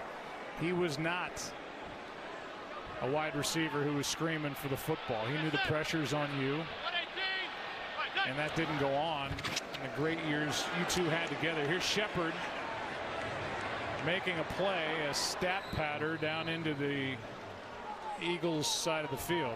Well, I will say he was screaming. He just wasn't screaming at me. Smart man. That's halftime. It's an 18-point game. Stay tuned. The Toyota halftime's coming up. Want to stay up to date? Hey Siri, show me football schedules. Wow, New York, just like I pictured it. Skyscrapers and everything.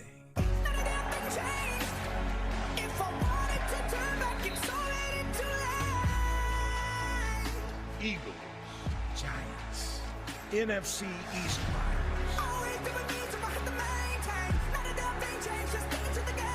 let it rain. That was tonight's game flow brought to you by Progressive. 24-6 at the half. Second half about to get underway. You look at the stats after 30 minutes. The total yards, I mean, statistically, you could get fooled. There were some yards that piled up there before the end of the half on a completion to Sterling Shepard. Welcome to the booth. I'm Joe Buck along with Troy Aikman. I think at the end of the first half, you and I took off the headsets and talked about Philadelphia. Philadelphia has to be thrilled with the way they've come down here on a short week and on the road played the way they've played. Yeah, and Doug Peterson seems to have the formula down pretty good on Thursday nights. This team has played well the last 4 times they've been on Monday night, including the first half of this one, and traveling on the road. Of course, they're close by, but never has been easy. But the way in which they've been able to play here in this game, all the things that they've been unable to do consistently, they've done. The only blemish really was the missed field goal at the end of that half. 96 miles separate the two teams' home stadiums.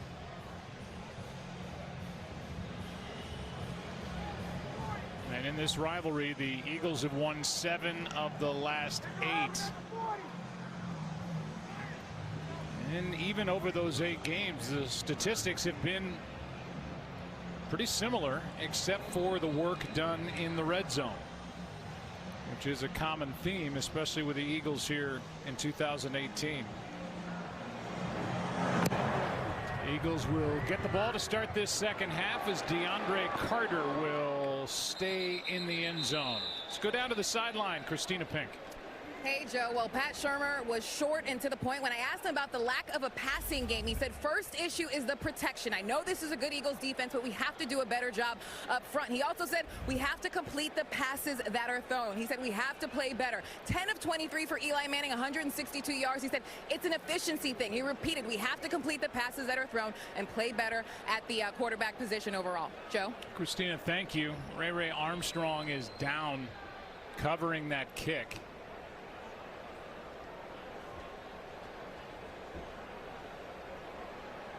And so the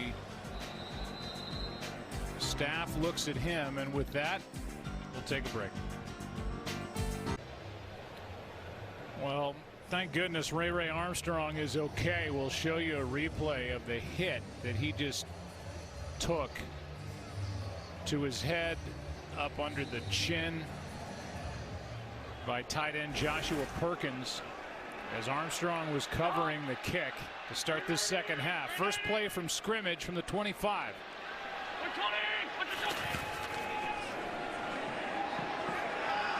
Wentz. Pass is complete to Alshon Jeffrey. Here's the play, and watch the hit by Perkins.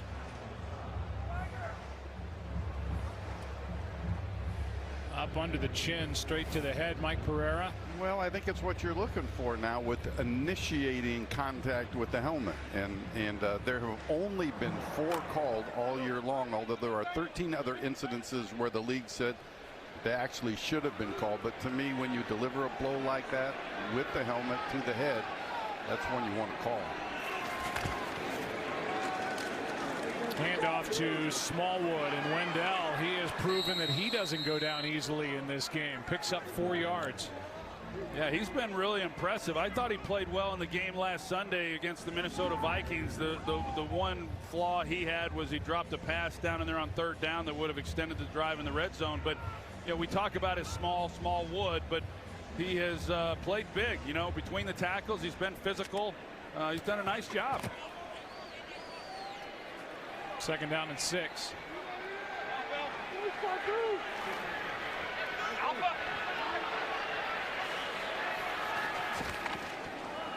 Wentz was looking in the direction of Clement. Throws incomplete over the middle.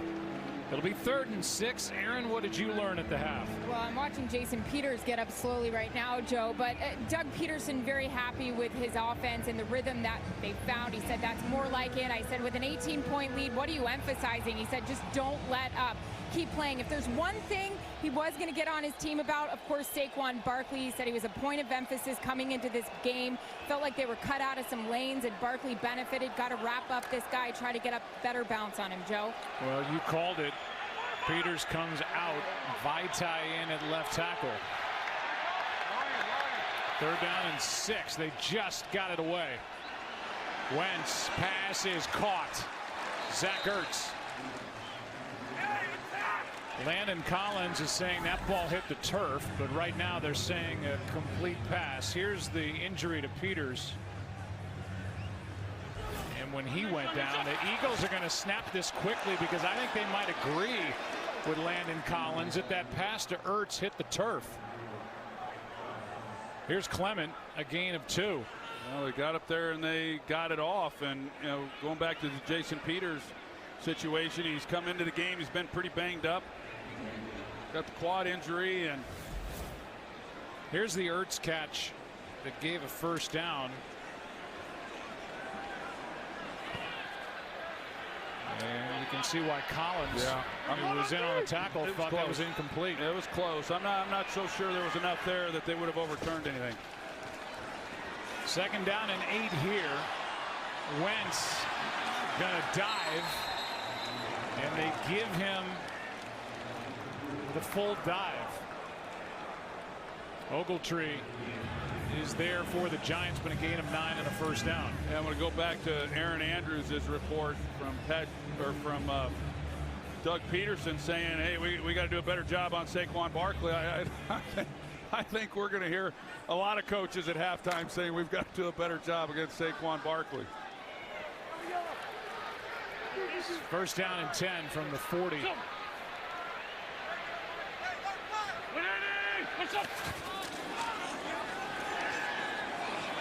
Clement. Harrison can't get there. Clement, first down, out of bounds at the 20. Forced out by Riley. But another big play by this Eagles offense, a gain of 20. Well, you watch this defense, and like I said, I know James Bettcher is implementing a new scheme, but as far as the effort, when you watch them, there's not a lot going on. A lot of jogging around, and there's nobody really pursuing the ball carrier, and it's just not good football.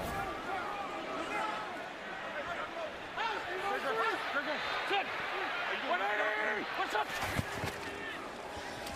Hand off to Clement.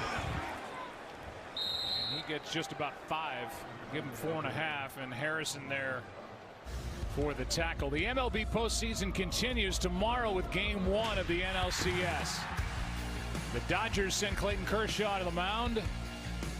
Take on that guy on the right, Christian Yelich, the likely MVP.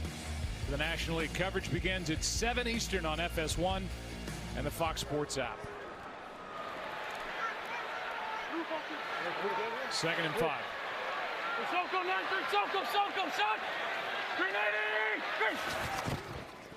Smallwood. And he is giving this Eagles offense what they need from the running back position. A gain of 6. The tabloids during the week after the loss in Carolina, a 1-4 record. And this has the makings of an ugly ending here tonight. Smallwood, this time he stopped. Now this does not look to me, Joe, like a team that's 1-4 playing at home and a division rival and a lot in front of them, as I heard so many of these players talk about during the week. Like I say, I'm watching this defense and guys are just walking around. There's no energy with the group. It's a lifeless group, and I think that's probably, you know, you can look at the score and everything else, but this is disappointing from my perspective to be watching.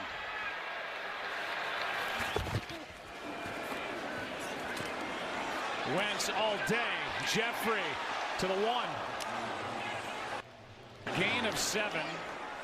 Eli Apple with the tackle, but Wentz wasn't bothered at all. No, he almost gets like flat-footed to where he's not even moving his feet. He's standing right there. And let me tell you something, folks.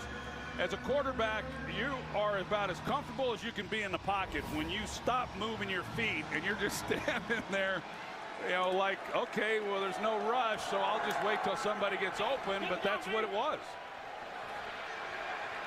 3rd down and goal from the 1.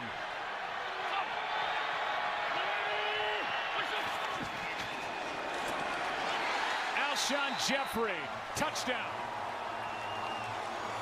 A well-designed play, and Jeffrey into the end zone, barely touched.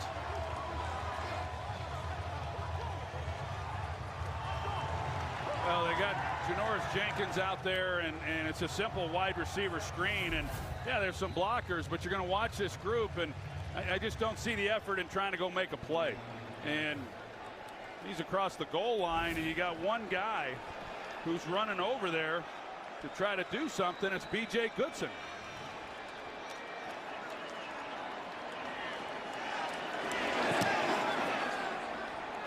(31-6), and Alshon Jeffrey shut down last week. 7 catches, 66 yards, and now 2 touchdowns. Eagles having fun on Thursday Night Football. Welcome back to Thursday Night Football at MetLife Stadium, presented by Bud Light. The Eagles are having all the fun so far this evening. See if the Giants can mount any kind of a rally, get any kind of the momentum back here at home. A 1-4 team, but very much alive in the division, but not playing like they are. How about some sounds from the sideline on the Philly side? Well, look where the backer is.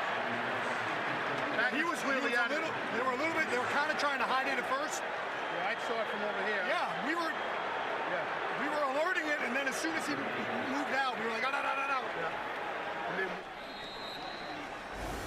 It's pretty good stuff. You got Jeff Stoutland and Jason Kelsey along with Seumalo. They're going over some of the adjustments, some of the looks that they've seen on the defensive front and how to attack them. Here's Beckham, who makes the catch for a first down on Avonte Maddox. And Jeff Stoutland, you know, he was a carryover from Chip Kelly's staff. When Doug Peterson took over, he kept him, and I think he's a fine offensive line coach. I think he does an excellent job.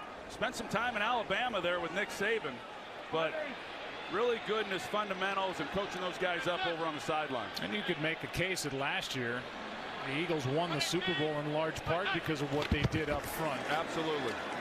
With Jeff Stoutland's crew on the offensive line.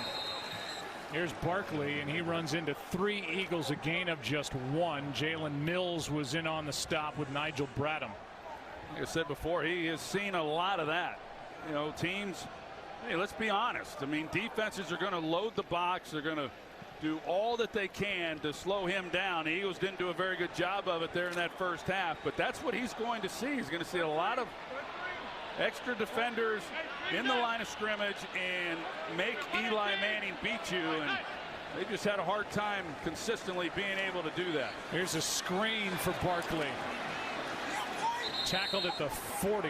Nigel Bradham with another tackle. A gain of 4, third down coming up. And you know, like you said, Joe, when we came into the second half, you know, the numbers can be a bit deceiving, and they really are, because the Giants had over 200 yards of offense in the first half.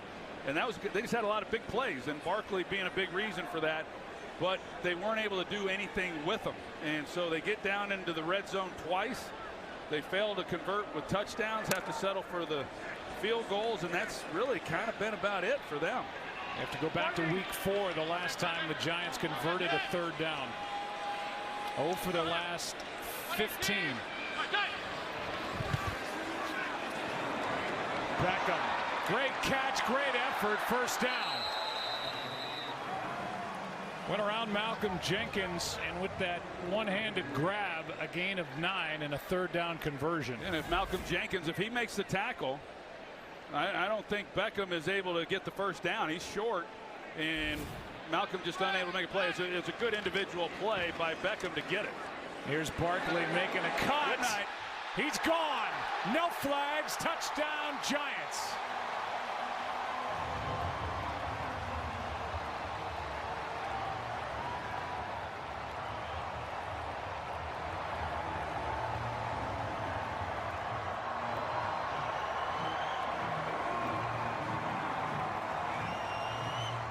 A 50-yard touchdown carry. 204 total yards on the night for number 26. Well, look at Nigel Bradham there. He gets caught flat-footed, and he's not able to make a play at all. I mean, and you're not going to against him when you come up and you're not prepared for that kind of speed. First time for him to see it. Well, Barkley's got this crowd buzzing. Looking up at the scoreboard, he just added to the Giants total, trailing now 31-13. Well, it's now 31-13. Saquon Barkley is doing what he can on the Giants sideline.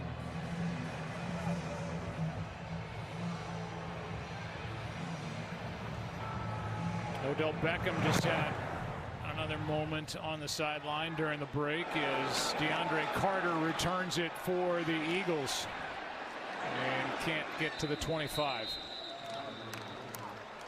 Here it is. Remember a couple years ago he kicked the kicking mat. Last week Sterling Shepard became the second Giant to square off against an inanimate sideline object when he went after a trash can, but now Odell Beckham Jr. has to be calmed down by the rookie. Well, it's interesting as it happened right after the rookie scored a touchdown to at least give him a little bit of hope. Maybe he's just trying to galvanize the team again like he was last week. He brought that up in a question to Pat Shurmur, and he shut that down right away. Here is Wentz. Jeffrey can't make the play. Here are tonight's team leaders presented by Charles Schwab. Own your tomorrow. For the Eagles, the night for Carson Wentz, Corey Clement as a touchdown carry, and Alshon Jeffrey with 2 touchdown catches, 7 catches total for 66 yards. Well, I think the best part for Philadelphia is the fact that Carson Wentz hasn't been sacked. In the previous 3 games, his 3 games, only Matt Ryan had been sacked as many times as he had been at 12 times. So a little better protection here in this game for him. The word, by the way, is this ball is out. Giants look like they got on top of it. No signal yet. Wendell Smallwood lost it. Yeah, it looks to me like the Eagles might have gotten it, but hard to tell. Alec Ogletree comes out of the pile with a football, and now they finally signal it's Giant football, and there it is, knocked out clearly before he's down. Shot right here. It looked initially like Smallwood was able to get back on the ball. I thought he had it right there. They just ripped it out of his hands apparently, because he's on it. Well, that'll be interesting. It's a turnover, so it'll be reviewed. We'll get the call when we come back. Welcome back to Thursday Night Football, presented by Bud Light. John Runyon, Michael Strahan. Here's the call. Change. Philadelphia player clearly recovered the ball and was down by contact. It'll be Philadelphia's ball, 3rd down on the 26-yard line. And Mike Pereira going to break. We saw this replay. Somehow Troy saw it, I think, live. That's the right call. Yeah, and I think the key here was, and this just became reviewable about 5 years ago, you can actually review the recovery of a loose ball, and if you see it clearly recover like Smallwood did there before it gets into a scrum, then you can award it to that player, and Smallwood got it, and I think that's the right call. He fumbled it, he recovered it. It's 3rd down now for this Eagles offense. 3rd down and 8. Yeah, and you know, for the Eagles, they got to know that's, you know, it's about the only way the Giants can really get back into this thing within reason is giving them short fields, turn the ball over. So they avoided a big one there. Here comes a blitz. Wentz throws, pass caught by Matthews for the 1st down. Matthews, who was in camp with the Patriots, brought back. Good for 10 here. Yeah, really nice job on the slant route by Jordan Matthews. Lane Johnson has had a tough couple games, but he sees the blitz coming off the edge and does excellent work of recognizing it, coming out, picking it up, giving Wentz time to throw the football for an easy completion. That's the 8th different receiver Carson Wentz has found in this game. 10 yards on 3rd down and 8. Handoff here to Clement. Well, we showed you Odell Beckham on the sideline reacting after the touchdown, and then after what they thought was a takeaway, Eli Apple comes over to the sideline hot. Coach trying to get him off the field in a hurry, and I don't know. A lot going on over there on the Giants sidelines. And none of it all too good. 2nd down and 7.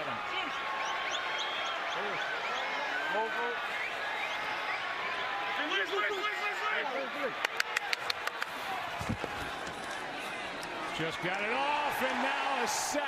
Olivier Vernon finally gets home. His first game of the season and a loss of 7. Well, we talked about Jason Peters. He's out of the game, so they got Vaitai in there, and this is a great job. Olivier Vernon just continuing to play through the block and getting to Carson Wentz. So, yeah, the Giants overall has not been a good game, but Olivier Vernon in his first game back this year, missed a number of games last season also. He's made some nice plays for them. 16 sacks in 29 games with the Giants.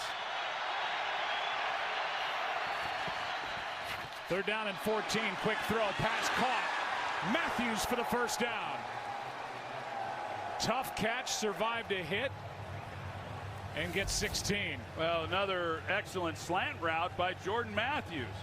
Looked like they're trying to run underneath it in the zone coverage. B.W. Webb it appeared that he was the guy who was trying to, or at least responsible for taking away that slant, but Jordan Matthews is able to run past him, and Carson Wentz just throws it right on him. A 3-year stretch for Jordan, 2014, 15, 16, where he averaged 75 catches, just under 900 receiving yards per year.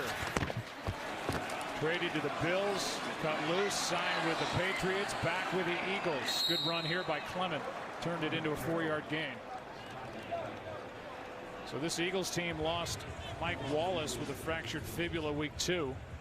They traded Torrey Smith to Carolina prior to the season, so they've been looking for that third receiver, and that's why they went back to Jordan Matthews. Yeah, and he's had some big plays. A couple weeks ago against Tennessee, he had a 48-yarder or something like that for a touchdown, and a guy who, you talk about it being familiar here in Philadelphia, and I think that's a good pickup.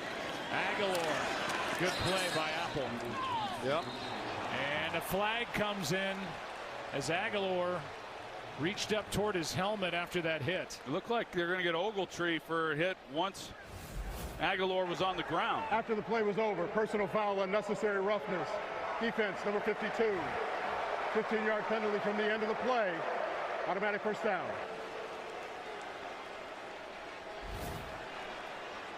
They've kind of taken a lot of fun out of the game, haven't they? Well, it's got to be so frustrating for Pat Shurmur, first-year head coach. I mean, there's just been a lack of discipline on the field, a lack of discipline on the sideline. I thought Pat Shurmur, for as disappointed as ownership had to have been with that interview that Odell Beckham conducted with ESPN last week, they had to be impressed with the way their first-year head coach handled all of that. Thinking, okay, we hired the right guy. He's a strong man of conviction. I think he proved that, getting pressed by the media. But a lack of discipline while the Eagles just go right down the field. Zach Ertz makes the catch, a gain of 14. Christina, we've seen a lot of that. Yeah, and the Giants were saying all the right things throughout the week, but talking to Eli Manning earlier this week, he was also impressed in the way that Pat Shurmur had Odell handle this, speaking to the team right before the game, acknowledging the comments, apologizing. He said, look, we have to put this in the rearview mirror, but we aren't going to let it be a distraction. He put an end to it, at least the questions after the game last week, in no uncertain terms. Here's Smallwood over the right side. Apple on the tackle. I agree with you, Joe, as far as Pat Shurmur and how that situation was handled. I thought it was going to be interesting as to how the Giants were going to handle the contract of Odell Beckham and whether or not they were going to bring him back. I wasn't so sure that was going to happen. I'm not so sure that they didn't try shopping him. I think there were a few teams that initially had an interest in him. I think they lost interest as they did more due diligence, but the Giants paid him an awful lot of money, and I think there's a responsibility that comes with that, and it's being a leader, and it's doing things the right way. And from what I can tell so far, the leader, maybe the undisputed leader, quite honestly, of this team is Saquon Barkley. Beckham was asked, are you truly happy in New York? His initial response, it's a tough question. Had to be disappointing, crushing to this organization. Lane Johnson is down with 11 seconds left in the third. Welcome back to Thursday Night Football, presented by Bud Light. Lane Johnson was down. He got up, walked off under his own power. A surprise starter with that high ankle sprain. We'll see if he is able to continue. They wind the clock, and we are through 3 quarters here in the Meadowlands with the Eagles on the move, big lead, having fun, and looking good. World champs trying to get back to the 500 mark against a division rival here tonight. Lane Johnson during the break was on the sideline. They stopped the game for him at the end of the third quarter to come off the field. He's back out there to start the fourth quarter. They had Sayamalu at right tackle, and I believe we've got Mike Pereira here for just this situation. I would think, even though the quarter ended Mike Pereira, that Lane Johnson, who came out of the game because of an injury, would have to miss one play, or does the end of the third quarter wipe that away? No, the end of the quarter wipes away if you actually reported as an ineligible and then played. If the quarter expired, you could go back and play the next play. But when it's an injury, you have to stay out for a play, and I think they did pull him out. Yeah, they recognized it. It was surprising to see him try to sneak back into the game, but they were wise to his tricks. Yeah, I don't think at 6'6" and 317 pounds he's sneaking around anywhere. Get out of there. Wentz 10 for 10 on third down for 155 and 2 touchdowns here tonight.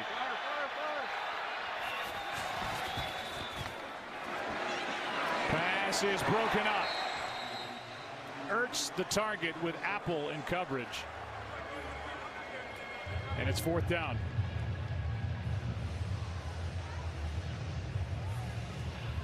It'll be a 30-yard try coming from Elliott, who missed from 54 toward the end of the first half.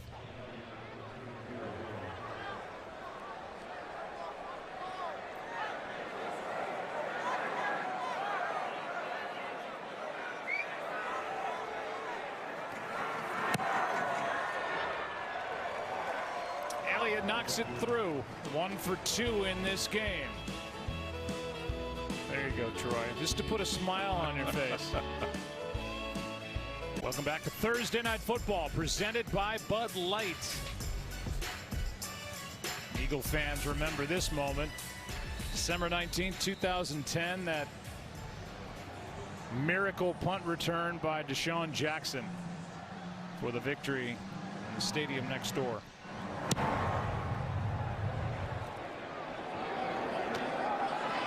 Here's a return by Davis. Able to cross the 25, tackled at the 27. The bright spot for the Giants tonight, and maybe when it's all said and done at the end of the 2018 season, will be number 26. They didn't miss with this pick.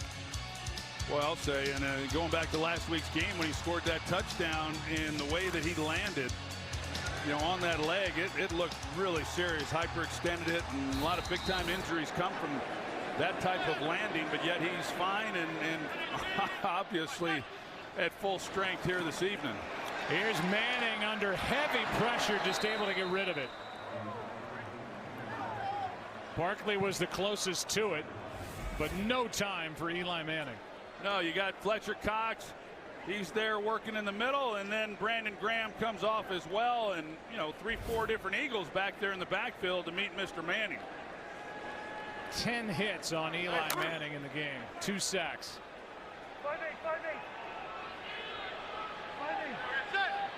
Saquon Barkley with 3 plays from scrimmage at 45 or more yards tonight. 2 runs and a reception. Here's Shepard, hit and dropped by Hicks. You know, I do think, Joe, as we see the offensive line give up some pressure to Eli, this offensive line is different. Good point earlier you made. Doesn't necessarily mean better, although I do think this is better. I believe that Will Hernandez is going to be the guard here for the next 10-plus years. But I believe Dave Gettleman, as GM, will address it. This roster is going to continue to get a lot better. Here's Beckham hopping out of bounds with a first down after shoving away Malcolm Jenkins. Gain of 6. You know, when you think about the Giants and when they had their Super Bowl runs, what they have, they had a great offensive line, they had a great defensive front. Michael Strahan, our own, obviously a big part of that.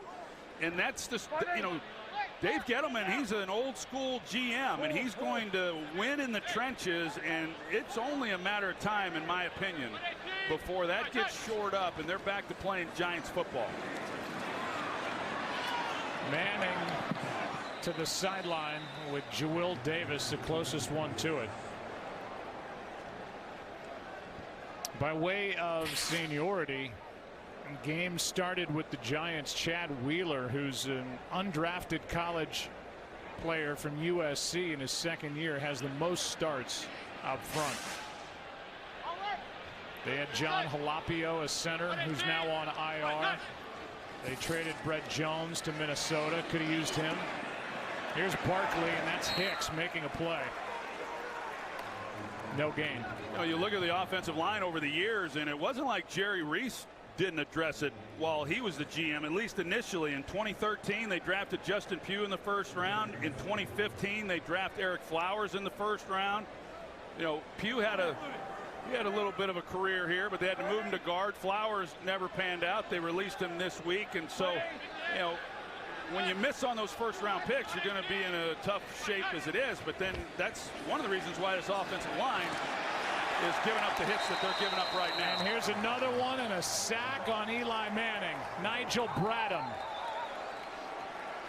Barnett was in the neighborhood as well. A loss of 7. It's 4th down, and Manning with no chance. Well, Saquon Barkley, he steps up, tries to take it on, and just does not get squared. And it wasn't just him. I mean, again, there was some other guys in the backfield, Chris Long being one of them. But I think Barkley at this stage is really a good pass protector, but he wasn't on that play. DeAndre Carter muffs it, but gets on top of it. 12-17 left. The Eagles, big lead. The football feeling good about themselves again. All smiles over there. 34-13.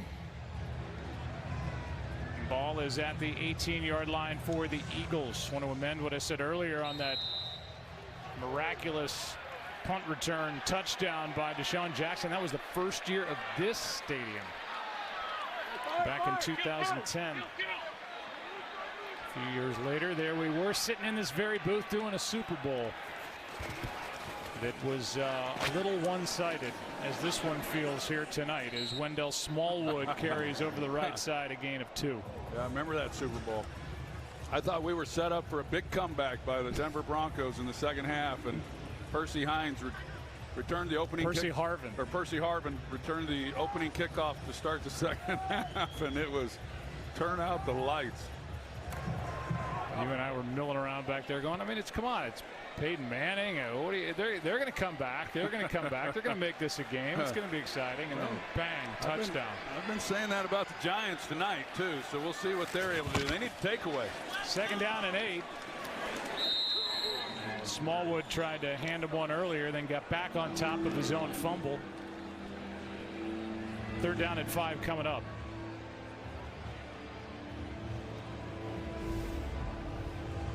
Next 4 weeks for the Giants. They are at Atlanta. You know they're hungry.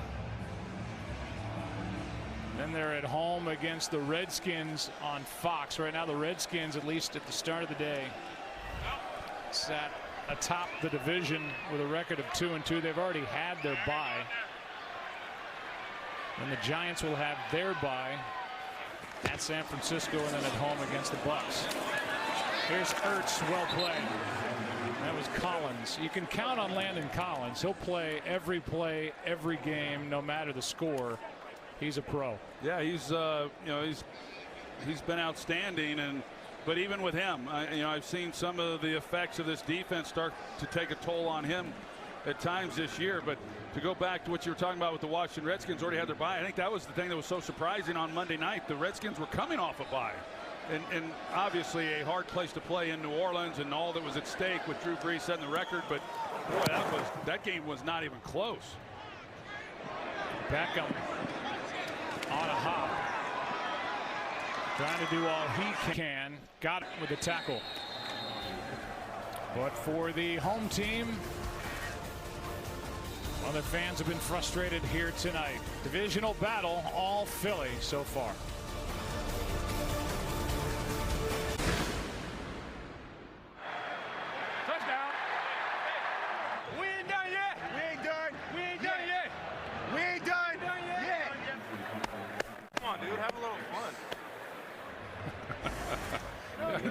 No kidding. If you can't have fun in a game like this, you're never going to have fun. That's Dallas Goedert, the rookie tight end, with Zach Ertz, his tutor, telling him to have fun. I think the Eagles are the only ones having fun, though. From the 37, Manning, Barkley, and that pass led him right to the ground, where he's touched by Jenkins, a gain of 2.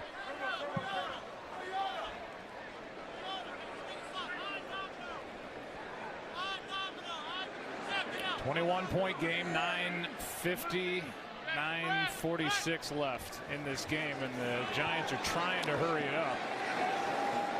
The turf monster tackles Saquon Barkley.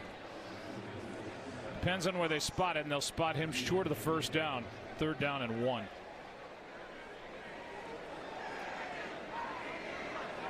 4 plays tonight for this Giants offense, 190 yards. The other 44 plays, 122.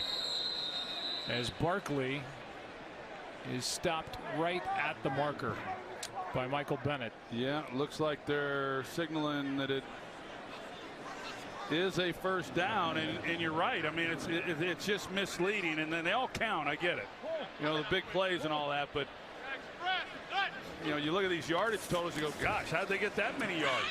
Here's Barkley on the reception, making men miss, and then delivers a blow into Jordan Hicks.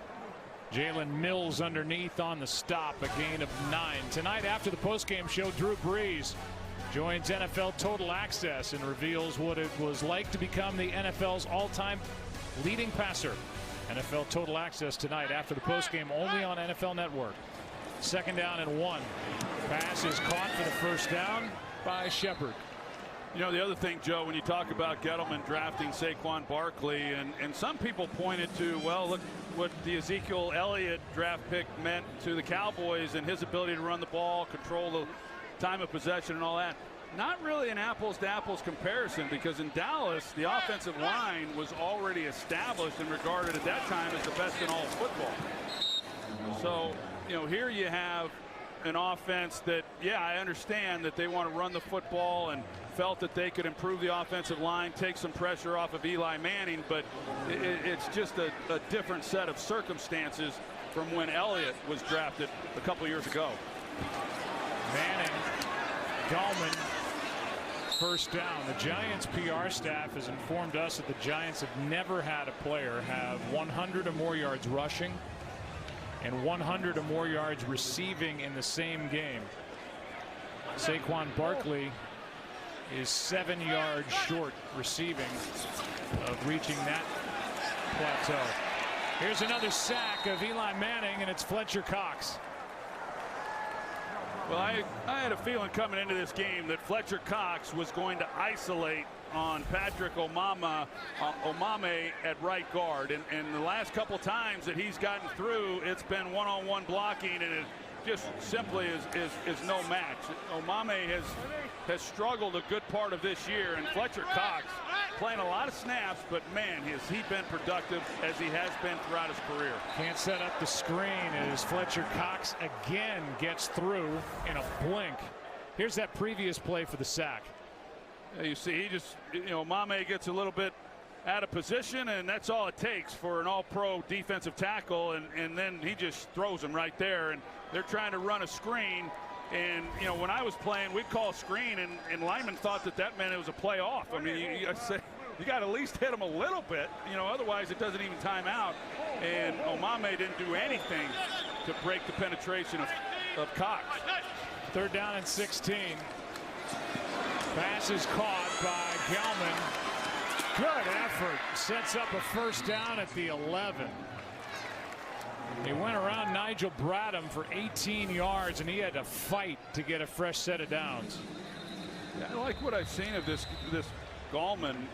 You know, a guy last year as a rookie who was second on the team in rushing and catches the ball well. I think he's a nice change of pace. Somebody that, you know, a little bit different style than Saquon Barkley. Player is down, and that's Jalen Mills, who, when the Giants have had a chance to take a shot downfield, it's been Mills that they've gone after.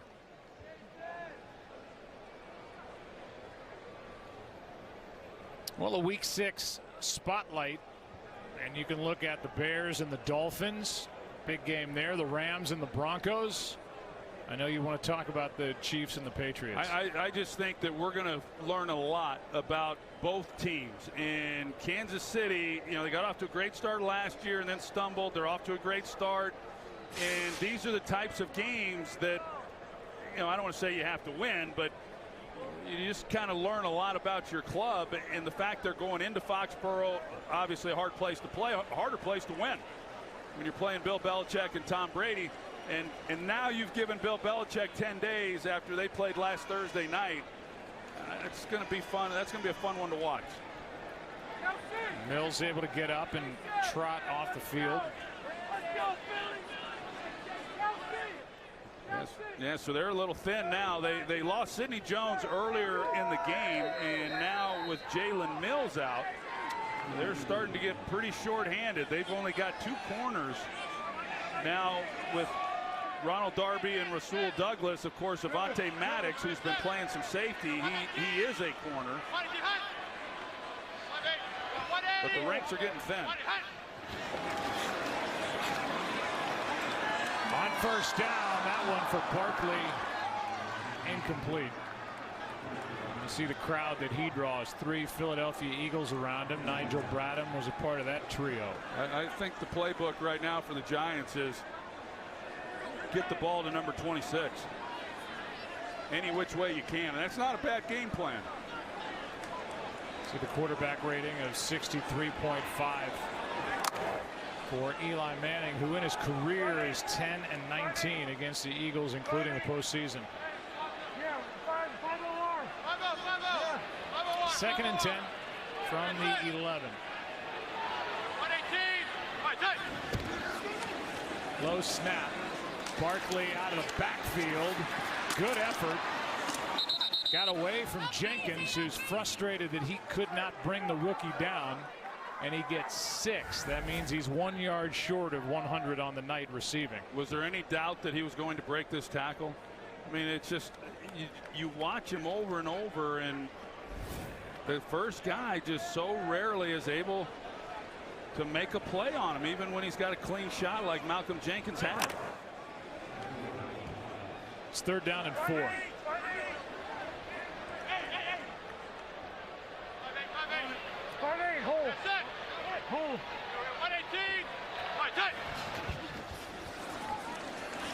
Manning steps through pressure and throws at the shins of Odell Beckham. 4th down. And there's no decision here. You have to go for it and try to get the touchdown. Yeah, and this time Fletcher Cox said, well, I'm tired of picking on Omame. I'll move over to the rookie. And Will Hernandez on the other side, and pretty much same result. He was back in Eli Manning's lap. I do think Will Hernandez is going to be a heck of a player. And apparently back in camp, he was in a lot of fights. Just a nasty, tough guy out of UTEP, and I like him, though. I think he's got a bright future.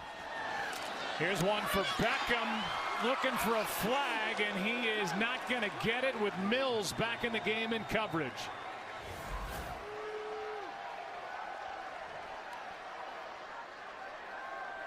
Well, I think it's a good call, or a good non-call. I think that, you know, yeah, he comes up, there is contact, but I believe that Jalen Mills is playing the ball more. There is a left hand there under the shoulder pad, so yeah, maybe they missed one there.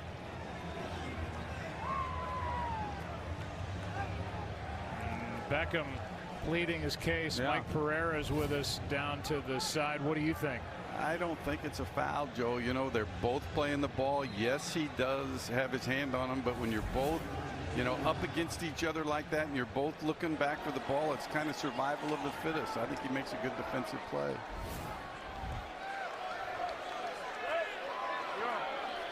So the Eagles take over on downs from their own 5-yard line with Clement in the backfield. Just over 5 to go, and they'll run it. Clement working for all he can. Gets 2.5. And there you go. Hulk Hogan has tweeted at Troy Aikman. My man. We had a lot of fun shooting those commercials, and I grew up a big fan. I became a fan when he was in Rocky III. I'm a huge Sylvester Stallone, all the Rockies, Rocky I, one of my all-time favorite movies. And when I had an opportunity to shoot commercials with Hulk Hogan, I was beside myself, and he is one of the greatest showmen that I have ever been around. He's phenomenal. Hulk, thank you, my man. Second down and 8. Clement tripped up. Good play made by Kerry Wynn. A gain of just 1. About Hulk, they talk about that wrestling and what these guys go through and the punishment that they take. It's pretty remarkable.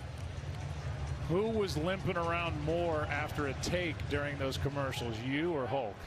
Well, it wasn't me, and you know, and I certainly have my share of aches and pains from my career. But he told me one of the first times when we were visiting, I was so intrigued by, you know, that whole life, and he said the first match that he ever wrestled in, a guy purposely broke his leg just to show him that, hey, you know, you're still young and we're still the in charge. And I said, man. And so you can say what you want to about it. Those guys are tough. It's like you against Buddy Ryan's defense. Yeah, it felt like championship wrestling at times. Like it was, you know, okay, you're going to be the guy who gets killed in this one, you know. 3rd down and 7.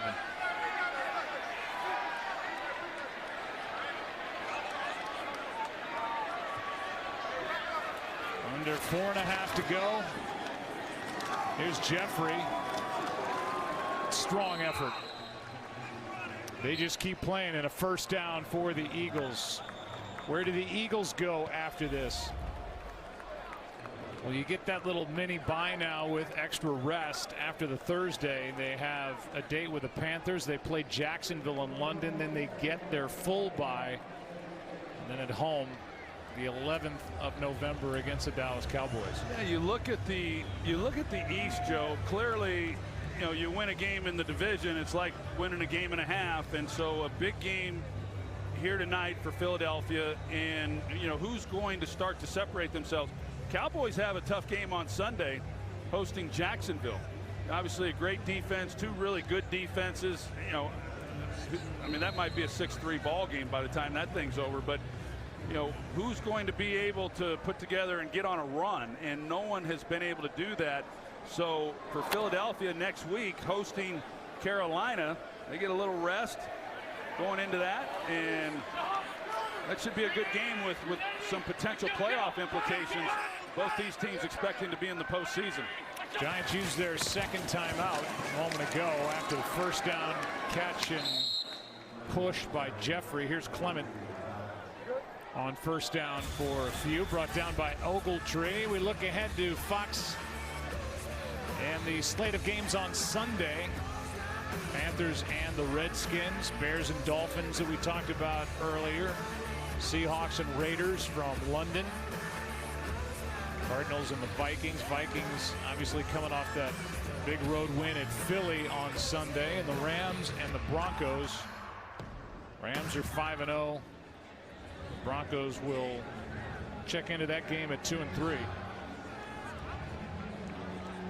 Well, that Carolina-Washington game, like I talked about a little bit earlier, with the disappointment in the way the Redskins showed up against the Saints on Monday night. Yeah, you know, they're short a day of preparation.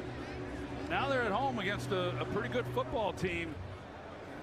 You know, there's obviously some real urgency that is starting to occur for these teams to position themselves for a run late.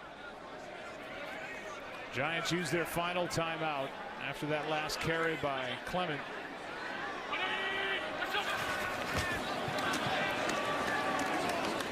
Flag down, and so is Clement.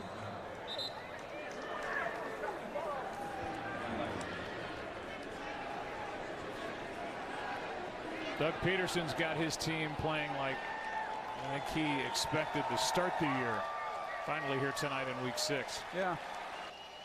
A lot of good things. I think a lot of it had to do with the opponent, but Carson Wentz has looked pretty good, and defense has done a nice job and beginning to do some illegal of the things. Shift by the offense. Two players were moving and did not get set before the snap. That penalty has been declined. Result of the play is third down.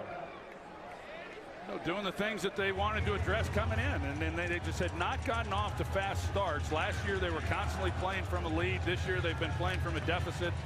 They go down, they get up a lead early in the game, and kind of play the Eagles ball that we had grown so used to seeing last year.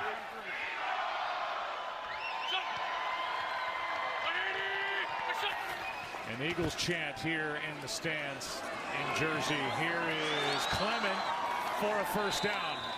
Somehow Carson Wentz found Corey Clement in the midst of all those bodies and found him for 6 and a first down. Well, I think you look at this Giants defense, Joe, or Giants team in general, and you talked about them then going to Atlanta, but at 1-5, if they're having meltdowns when they were 1-3 last week, 1-4 this game, as they move through this year, this is going to be a task for Pat Shurmur unlike anything he's had. And I know that he went through a couple tough years there in Cleveland when he was the head coach, but there's a few different personalities here, and that's going to prove challenging. Smallwood gets to the 30 on first down. B.J. Goodson on the tackle. Yeah, Pat Shurmur's got his hands full with this group right now. And it is interesting. I mean, it's a new coaching regime, but yet it's the same Giants problems, basically. And it's what Ben McAdoo was trying to deal with last year, and that didn't go so well. And okay, Pat Shurmur comes in, but what's really different? And I still think it's a team that just does not have much of an identity. I think they will, like I talked about earlier. I think that will happen, but as of right now, I'm not sure what that would be. Wendell Smallwood, left side, thrown to the ground by Ogletree. We'll bring up third down.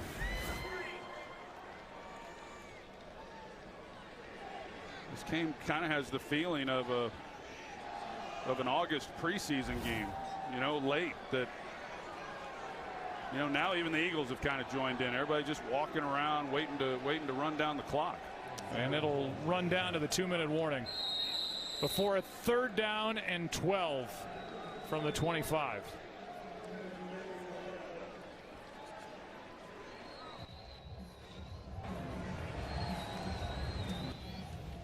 So with 2 minutes left in this game, no timeouts left for the Giants, and more questions about what Eli has left in the tank and what he's got in front of him with that offensive line.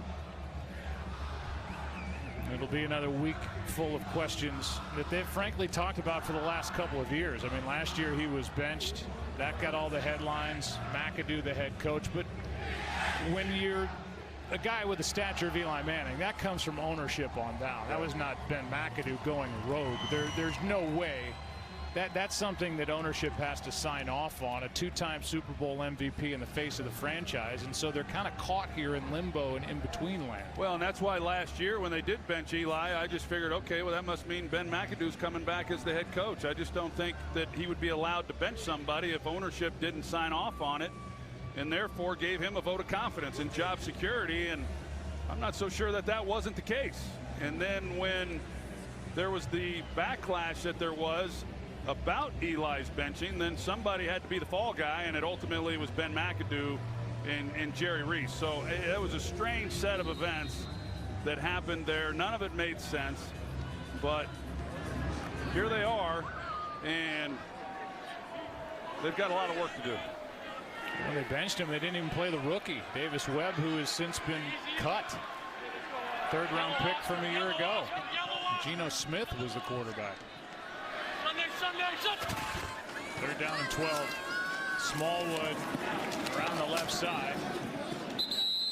He is dragged out of bounds to bring up fourth down by B.J. Goodson. Maybe the only drama left in this game, and Pat Shurmur was clear to separate drama from football in his post-game press conference a week ago, is whether Saquon Barkley, who is knocking on the door of a 100-yard receiving day to go with his 100-yard rushing day. He will get to that plateau and become the first Giants player ever to get there.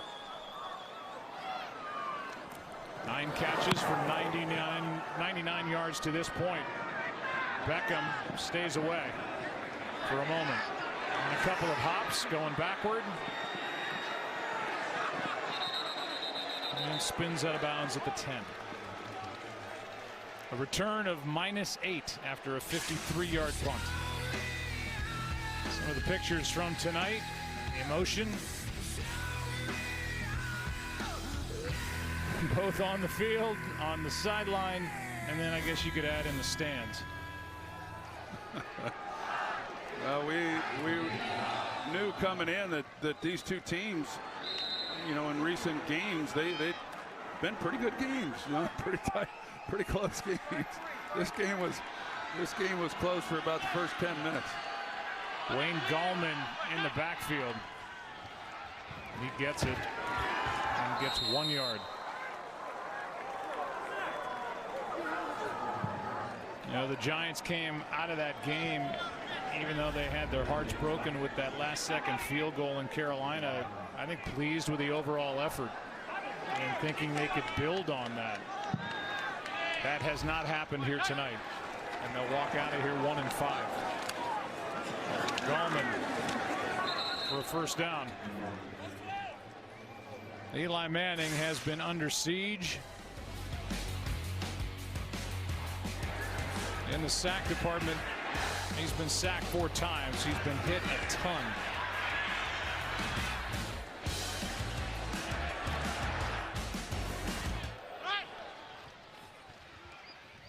Here's Beckham. Bradham makes the stop with 38 seconds left, a gain of 6. Coming up next is the Buffalo Wild Wings post-game show, and we'll go back over what we've seen here tonight. You know, Beckham's longest reception tonight is just 12 yards, so whatever they were able to do last week, they weren't able to replicate this evening. Pass to the tight end Simonson. That might end the night. And Nate Solder, I believe, is down back behind the play. And he is finally getting to a knee, limping back toward the line of scrimmage, and that's the end of the night. And this was a very disappointing evening for the home team.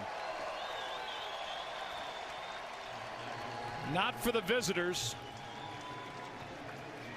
Carson Wentz, 3 touchdowns, no interceptions. Alshon Jeffrey, 2 touchdown catches. For the Giants, Saquon Barkley, 229 total yards. He was awesome and fun to watch. Coming up next, the Buffalo Wild Wings postgame show. A final of 34-13. Eagles win it. Thanks for watching Thursday Night Football, presented by Bud Light.